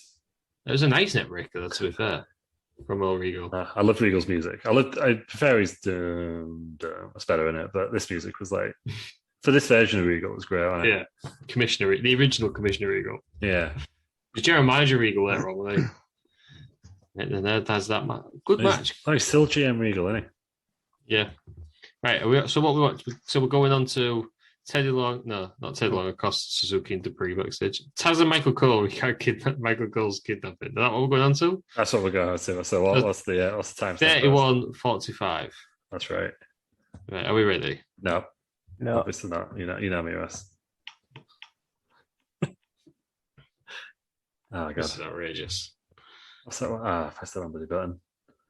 God, I'm not very good at this, am I? Terrible. Well, the thing is, right? Oh, what is going on? What about we're going to? 31. What did you say, Russ? 31. 31:45. I've changed episode. How have I done this? Oh, come on. Oh, I'm on 23rd of December somehow. How do I even know I've done that? Come on, guys. Let's do better. Jesus. September 23rd.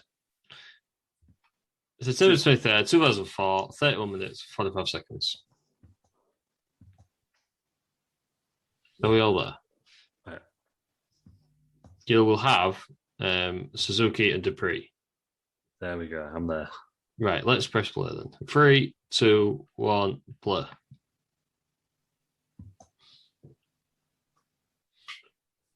So it's just Taz and Michael Cole having a chat. Oh, it's hide and Reich.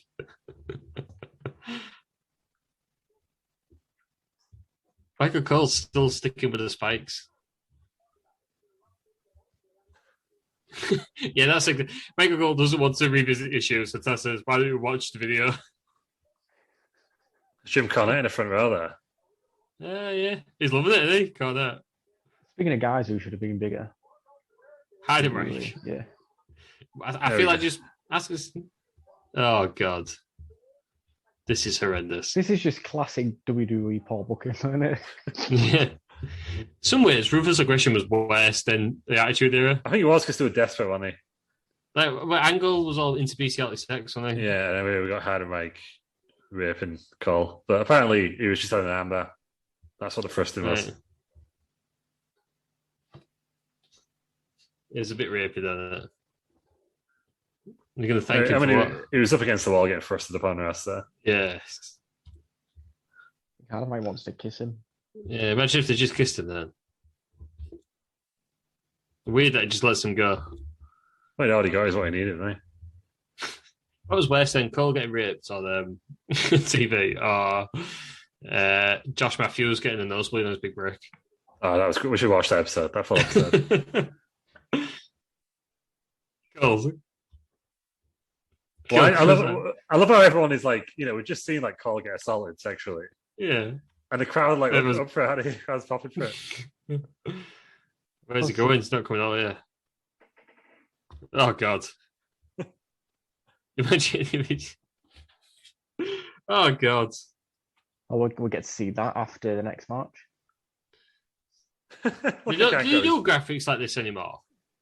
They brought him back for WrestleMania this year, didn't they? Ah, The well, moving graphics. It's great. makes it sound bigger, doesn't it? Makes it Yeah. a little bigger. So that was a little bonus treat for everyone. Yeah. We might as well just watch the bonus throwback show, don't we? Yeah, we'll just watch it from here. Yeah. So this is the 5th anniversary of SmackDown. This show.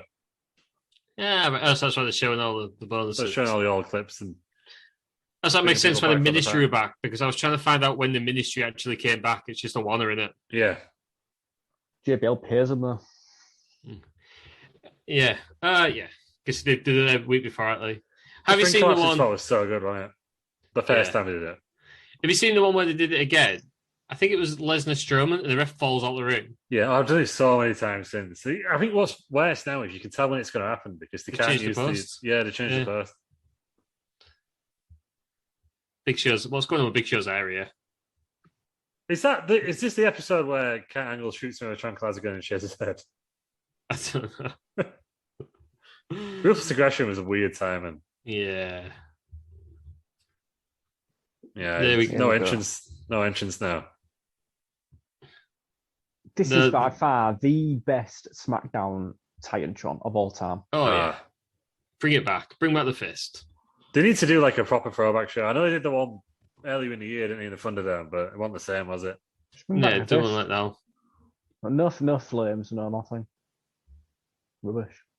It is good. It's good music in it. But it's great music. Yeah. Can't go. It's just happened to be there again. Eh? He's absolutely buzzing.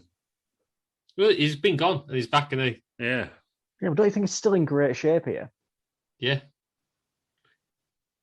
He must have carried on in the Indies, did he? I'm assuming he did. Still It's wrestling still now. going now. Yeah, still going. Yeah. Still fanging and banging. Yeah, he trains wrestling Monday to Thursday and has matches Friday, Saturday, Sunday. Oh, nice. Busy the guy then. Yeah, and I think it's his Fanging and Banging podcast. Yeah, he does. Well, And he's coming on Wrestling Around next week. Imagine That's not true. Absolutely love that. Try and get it out. JBL and Undertaker, what a weird feud. This is a He was great champion, feud. don't you? This was a great feud, this. He's a good champion, isn't he? Despicable, but good champion. Yeah. Gangrel, that is the worst blood he's done. He's not done it for a while, obviously, because he's just absolutely covered. You think some of the feuds that JBL had while he was champion? Obviously, he had Undertaker, Eddie Guerrero, John Cena. John Cena. All great feuds. He had a hell of a run, didn't he? Yeah.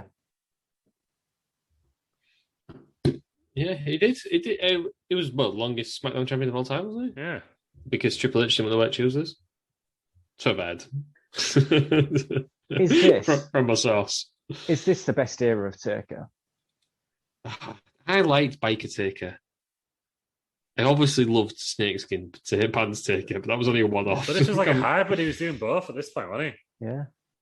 I'd say the hybrid's more now. I think it's mad as well that they call him a legend at this point. 2004. Yeah, he 17 retired like years- last year. 17 Yeah. years ago. Yeah, he was old man here, wasn't he? This is before I think my favourite version of Taker is when he started like actually wrestling quite well. So that his Undertaker streak Taker. Yeah. Do you know what I mean? When he was like They against started Batista. giving him proper matches for his streak. Well, I think this year he came back against Kane at WrestleMania, didn't he? And that was when he was the dead man again. Yeah. Is after Batista at 23? Yeah. We had Randy Orton, 21. Yeah. Then Mark Henry. Yeah. In a casket match. And then, one of the matches was a handicap against Albert and Test on it. That was 19, that one. Yeah, so that was when he was the biker. Because he had Limp Bizkit playing into the ring, didn't he? I think after that match, they were taken and he went for that great series of Angle. That's when I think. And then he did all the Shawn Michaels stuff. He did the Triple H matches. That's my favourite era of Taker, I think. Gangrel is buzzing. Because Viscera was just on the roster at this point, wasn't he? Yeah, he's just big base, wasn't he? Yeah. Mad yellow hair, I think. Always had that haircut, Viscera. This one. Taker with like a little goatee. Ginger goatee. Yeah. No, this is before Michelle McCool, because still Sarah. Really regret that, I think. What does he have now? We don't have anything now, does he? He had it lasered off, didn't he? Right. But he's got like more tattoos now, hasn't he? Yeah, he's got all neck tattoos now, hasn't he? Yeah. There was JBL coming out with his limo. Can you believe that Vince McMahon wanted to bring this guy into the face? It wouldn't have worked at all, would it?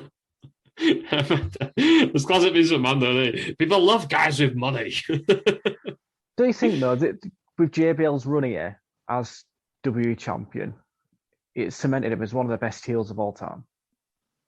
Oh, yeah, for sure. Because he wasn't afraid to get heat. Yeah. Sometimes he went too far, yeah. They weren't afraid to get booed. Orlando Jordan with no hair is a bit weird, isn't it? Yeah, I forgot that ever happened. Used to have those like weird spikes.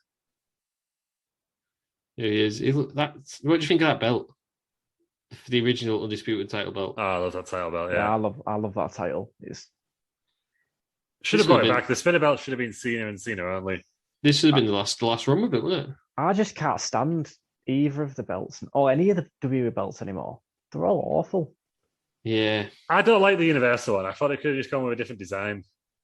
I don't mind the WWE Championship the way it is, but like having the women's and I can kind of get why they did it, but it didn't, because it's like UFC and boxing that, where they're all the same design. But yeah, it didn't really work. The blue and red Universal one didn't really work for me. Just get a different design completely. In fact, I think I might have said it at the time, but the Intercontinental belt, the new one, that should have been the Universal Championship for me. I don't like the fact that they're all called Raw and SmackDown titles now. Apart from the two, I don't like the Raw Tag Team Champions. I don't like SmackDown Tag Team Champions. I think it should be World Tag Team Champions in WWE. I like, because it made them sound like a bigger deal. Oh, if they're gonna have the Universal, just have Universal Tag Team Champions, the Universal Women's Champion. Yeah. The women's ones, especially, should not be Raw and SmackDown because it makes them not sound like the world champions, does it? Yeah, and it's like that bloody. Is it the New Day and Street Profits had to just swap titles? Yeah. Which would have happened if they used to just move over. Yeah. The titles. And I liked the old World Tag Team titles. Yeah. Right, so the match started as a tornado handicap, and now Viscera was on the outside. Yeah. Big Vis. Building up at the steam there, wasn't he? So you're saying that Vis should have just laid on him there? Got his big win. Yeah, Big Vis should have just pinned his shoulders down. What are they going to do if you shoot? You know what I mean? And I kept doing that until you're a champion. Got yourself on a streak. Yeah. Because what you can do, I don't care how strong you are. He was in the Elimination Chamber once. Imagine if you just had that mentality of like, do you know, I'm just going to win this. Yeah, if you just like, I don't care how strong you are, nobody can push 500 pounds like that, without their arms getting like a good thingy. I'm not having it. Viscera didn't even tag Gangrel, and now Gangrel's back in the ring. What are the rules of this match? I don't know. I think it's the referee. I was going to say it's not Jimmy Calderas. I thought that was Nick Patrick. I don't know if it is. Might be. I can't really get it. No, it's one of the things that we say, look at that guy on TV, and then you can't see it. Oh, it's Nick Patrick. Yeah. So we all know he's a cheat. Yeah. No, I was going to say, Jimmy Calderas, like, he rants to get this on Twitter every week, and he ref and rant, get 2 shirts at ProWrestlingTees.com. Is it as good as Shea Samuel's rant of the week? Mug of the week. No, Mug. what is that? Did he have to stop that after someone got injured? He injured the referee, didn't he? Well, no, Yeah. it was Wally, the other guy, wasn't it? He was just there. He did a scoop slam, which he shouldn't have done, but the other guy like proper wailed at him. Because they were supposed to win, weren't they? It finished. It just finished early. Ah, right. It was the right result. So this finished pretty early as well, isn't it? But also, Kick out on time. Yeah. Yeah. That's what Kyoto says, isn't it? Taker's won with a tombstone there on Gangrel. And I was just looking at JBL. JBL is furious. Oh, I thought I was going to give him the finger then. JBL. Big face. big face. Didn't have any of it. See, right? Yes. Just I was going to say, it would have went to this, right, until he fought Brock Lesnar, because Brock Lesnar probably would just be... Ask Paul Polly how that worked. So just knocked him out anyway. Yeah. Chokeslam, big face. That was almost as good as choke push on Rikishi. He's just smashing stuff up. Come on, Biss. All on the jaw, then you get back in the car and drive off. Don't stand there. I don't know why they stand there and wait to be attacked. Go. Frozen and fierce. Blue chair there, Michael Cole. Go get your buddy Heidenreich. Sort it out. What is Big Vic? What is it? Great visuals from Big Vic. What is his attire behind? What's his attire? You can tell that Gangrel's a part-timer as you see on a pay match basis, isn't he? Because he's getting involved in no shenanigans at this point. Yeah, not having any of this. I've done my match. I'm lost. Yeah. Don't need to do what else. I'm off. He's not coming back. Still Rooney. That'd be better if it was a finger, wouldn't it? Did he ever do the spinner Rooney? I don't think he did he? No, we never got the Taker Rooney. We got the Vince Rooney, though, didn't we? That's a great segment, that. Did he not do that just to pop and to try and get Undertaker to do it? Yeah, basically. Just a big wind up on it, Undertaker. The best wind up is the match JBL's had enough now. Getting back in his limo. Yeah, as you would. I want to watch that. Not even funny, if Taker was to run now, he'd get there in time. Yeah, because that limo can't turn around easy, can it? Could use his spooky dude powers to blow it up, can he? Yeah. Use his lightning. Set on fire. Imagine if the driver didn't know what was going on. He tried to like a 15-point turn to get out of there. Went on for about 2 days. The SmackDown pre-recorded, wasn't it? So they could have done it. Let's take it. The last ride match. Is that the one where JBL goes through the roof? And now we've got Big Vin. Big Vince. Is Heidenreich here? Sure is. Yeah. Right. We'll watch this bit as well. Let's just watch along. What is going on here? Well, he's been pushed hard at this point, wasn't he? And he was pushing hard on Michael Cole. Bit too hard. Heidenreich. No means no. What is wrong with him? Ben's so hard, Meg. This is just ridiculous. He had a match with him to take a break. Yeah, I think one of the original ideas was him to be like a Nazi who got frozen on it. Woke up. Right, so thinking of always going. I think that'd have been worse than the ultimate solution. Yeah. Mohammed Hassan. I find that hilarious that the idea is a Nazi sport. Because imagine if a Nazi did get unfrozen. Why would he be wrestling? Right, that's just. Don't overthink it, yeah. I thought I was reading a poem. When was he in Legion of Doom? I don't know. It's before or after this? Was it after this when they realised there was nothing else with him? So just he looks sort of like Legion of Doom. We'll just bring him in there. Yeah. Guess is this what Dexter Loomis's future on the main roster is? He's got a good moustache, though, I think. That is very true. Which is a bit better. This is odd, isn't it? Why are we watching this? Heidenreich is retired. Oh. He didn't last long, did he? John Heidenreich is his full name. John Heidenreich. Legion of Doom was the year after 2005. Ah, right. This is just odd. And you just know Vince is absolutely loving this one. Eh? There we go. He raped him. Thanks for that, Ross. That was Gangrel / Anime. If you keep watching, I think I'm a couple of seconds ahead of you guys. You got a schoolgirl match up next, and then it cuts to a little interview with Stone Cold, and he's actually got a mustache. Oh well, we need to watch that. Dawn Marie, Terry Wilson schoolgirl match. Don't want to watch that. I want to see Stone Cold with a mustache. You can stop it after that. Oh yes, I did not know this era of Stone Cold existed. Mustache Austin. What the hell was this? Right, if nobody's watching, it's probably 10 out of the Gangrel match. Google Mustache Austin because that is incredible. Wow, that was it. Gangrel. Thoughts on Gangrel and overall? Yeah, what a career. Established. Well, no, but I'd say a lot of legacy though. Considering, we just fit like most of his career into like a 2-hour show. But we still talk on to this day, don't we? Like, he's still wrestling now. We could do another show of all his modern. It's almost having like a career resurgence, isn't he? Yeah. He'll be on one of the 2 shows by the end of the year, I think. Oh, 100%. As a cameo. I don't think he's going to be like have a championship run, but is it like Winter Tonkin rejoined SmackDown? Yeah, that was right. A bit like that, yeah. Oh, Finley. No, I think it's just. But Finley only for like a week. Yeah, it's 6 years. Seems to me everyone seems to be a second interest. I think. Do you know what it is, Ross? Do you know what I think this resurgence has been? Yeah. I think it's since obviously he left that birthday message for you. Yeah, so I'm the reason. His public profile has just gone up and up, hasn't it? And probably getting involved in Wrestling Around and that. He briefly appeared on Wrestling Around. Yeah. Surprised Randy Hogan's not done the same. No. The coach back for a bit.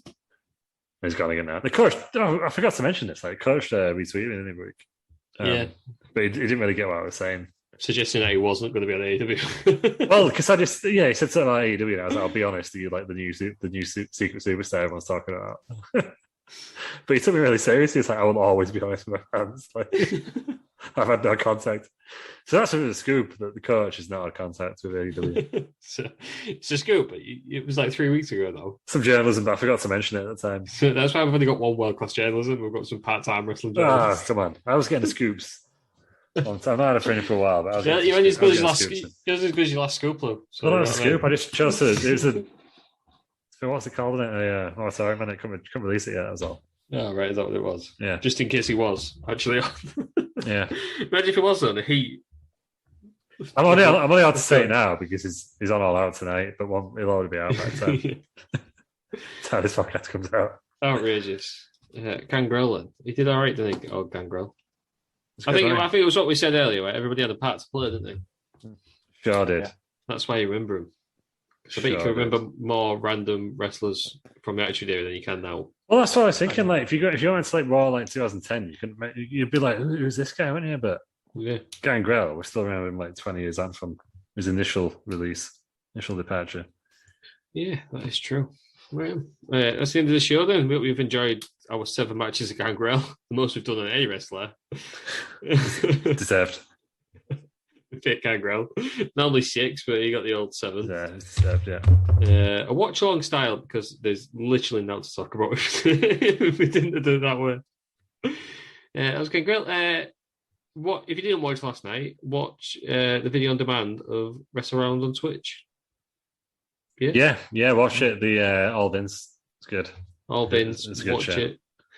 See what happens because I genuinely don't know what's going to happen.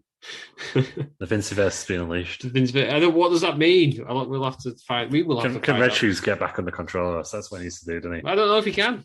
If I'm honest with you, it's like trying to put Two-Face back in the shoe, isn't it? Like, yeah. Pandora's box has been opened, hasn't it? Yeah. So what's going to go next? Who knows? Should Red Shoes resign as commissioner? Randy Anderson was eyed out pretty quickly, wasn't he? But he was a coward.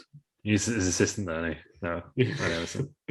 He's rendered the coward Anderson in this arena. Yeah. Refused to face. Was it Randy Orton who refused to face? No, Big Metal Gorilla, wasn't it? Big BMG, wasn't it? Because he screwed him. He screwed him, and he kept refusing to face him. So. But he kept his name against Michael Buffer. Yeah, that is true. And he's not been on since, really, has he? I don't think he's done anything. Randy Peterson. He was randomly in that fatal 4-way, wasn't he? But Oh, no, he's not done For that. the title, yeah. Christ. Catch it on Tuesdays or Wednesdays. Or just follow us on @WrestleRound on Twitter. Yeah, or we'll Facebook. figure it out. We'll figure out. We'll have a schedule, and you guys will be the first to know. Yeah, sure will. Follow us anywhere @WrestleRound. Google WrestleRound or Wrestling Around, and you will find us. We are green and black, like DX, but cooler. Yeah, that's true. Yeah. I think that's fair. If you want some world-class wrestling journalism, though, there's only one place to go, and where is that, Aaron Franklin? I believe it's on Twitter at FranklinStar91. Right, follow that for world-class wrestling journalism. We only cover the most important shows. Which happen to be WWE, loads of W's and AF somewhere in there. Wrestling Federation. Weekly Wednesday Wrestling Club. It's not. It's going to be weekly Tuesday Wrestling. Got two in there. No, it's still the same. It's going to be Wrestling Federation Weekly Wednesday Wrestling on Tuesdays. That's the new name. Right, yeah, cool. Where can we find you, Lou? At Lou Markham. Just DM Lou your wrestling takes. Stop doing that. DM Lou your wrestling takes. He loves. Yeah. Find me on Twitter at TheRossM. I probably won't tweet, but I'm there anyhow. Yeah, just getting tagged and stuff. Are you going to get your Gangrel t-shirt before I finish? I took a lot of clothes to the old charity bank today, and I'm pretty sure it was in one of them. Wow! So on the day, you paid tribute to Gangrel. Yeah, well, luckily for you, if you go on ProWrestlingTees.com. Let's have a look. What's he doing? He's got in his wrestling cupboard. He's actually got a wrestling cupboard. I'm not making this up. Imagine if you just got in the cupboard now. We just never saw him again. It's a neat cupboard, that one, actually. Yeah, it's pretty cool. Just above the stairs, it's a good to give you a layout of Ross's house. He's in the front bedroom now. I think he's pretending to find something. Yeah, he's pretending to look for it. He's just going to come back and say he can't find it. I wonder if he's giving his Bell Nation t-shirt to a charity shop, because I think that would be pretty cool. He comes back and he's got a Fanging and Banging one. He's only gone and got it. Is that it? Oh, that is the one. Wow. Put it on. That is the Vampire Warrior Gangrel. I don't even think it's legit. Probably not. But... well, you need to tweet Gangrel a pitch now. He asked for one of us, like in February. What if it's not legit? Well, he'll tell you, and then you can buy one of his new Fanging and Banging shirts, can't you? There it is. Gangrel. What it wants for a YouTube special. Yeah. Not the time I've ever worn it. But the next time we go to a wrestling show, you're going to wear it, right? I have to wear a Gangrel t-shirt. Yeah, we might be lucky now. Gangrel's back on the circuit. We might be lucky with some British shows or something. He might turn up. We'll go to an indie show. We should go to an indie show by the end of the year. Right? I don't care how random it is. We'll review it. Even if it's like Mega Slam Wrestling. What's the one and all? NGW is good. NGW. I don't want to take the piss out of us because it's good. Yeah, it's good. It's been my favourite moment of all time at a wrestling show was like that. There you go. Best event we went to. So. Well, Wrestling All Stars. Ross will be there with his Nathan Cruz son. I love Nathan Cruz.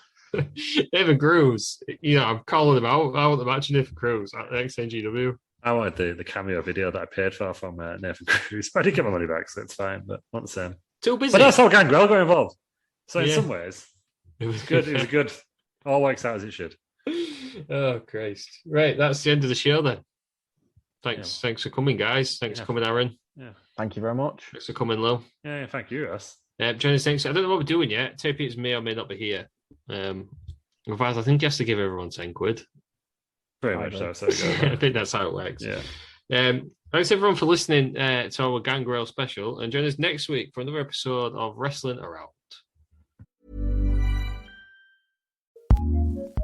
Acast powers the world's best podcasts. Here's an episode we recommend. History This Week, September 11th, 2001. Captain Richard Thornton is piloting his ferry boat across New York Harbor when he sees two planes hit the World Trade Center. And that's when we pulled a 180-degree turn and we just headed south to the World Trade Center area. Soon, countless other ferries, tugboats, and pleasure crafts join him. All available boats. This is the United States Coast Guard. Anyone who want to help with the evacuation of Lower Manhattan, report to Governor's Island. Find out how this heroic, impromptu rescue mission came together and how Captain Thornton sees it 20 years later on History This Week, available wherever you get your podcasts. Acast recommends.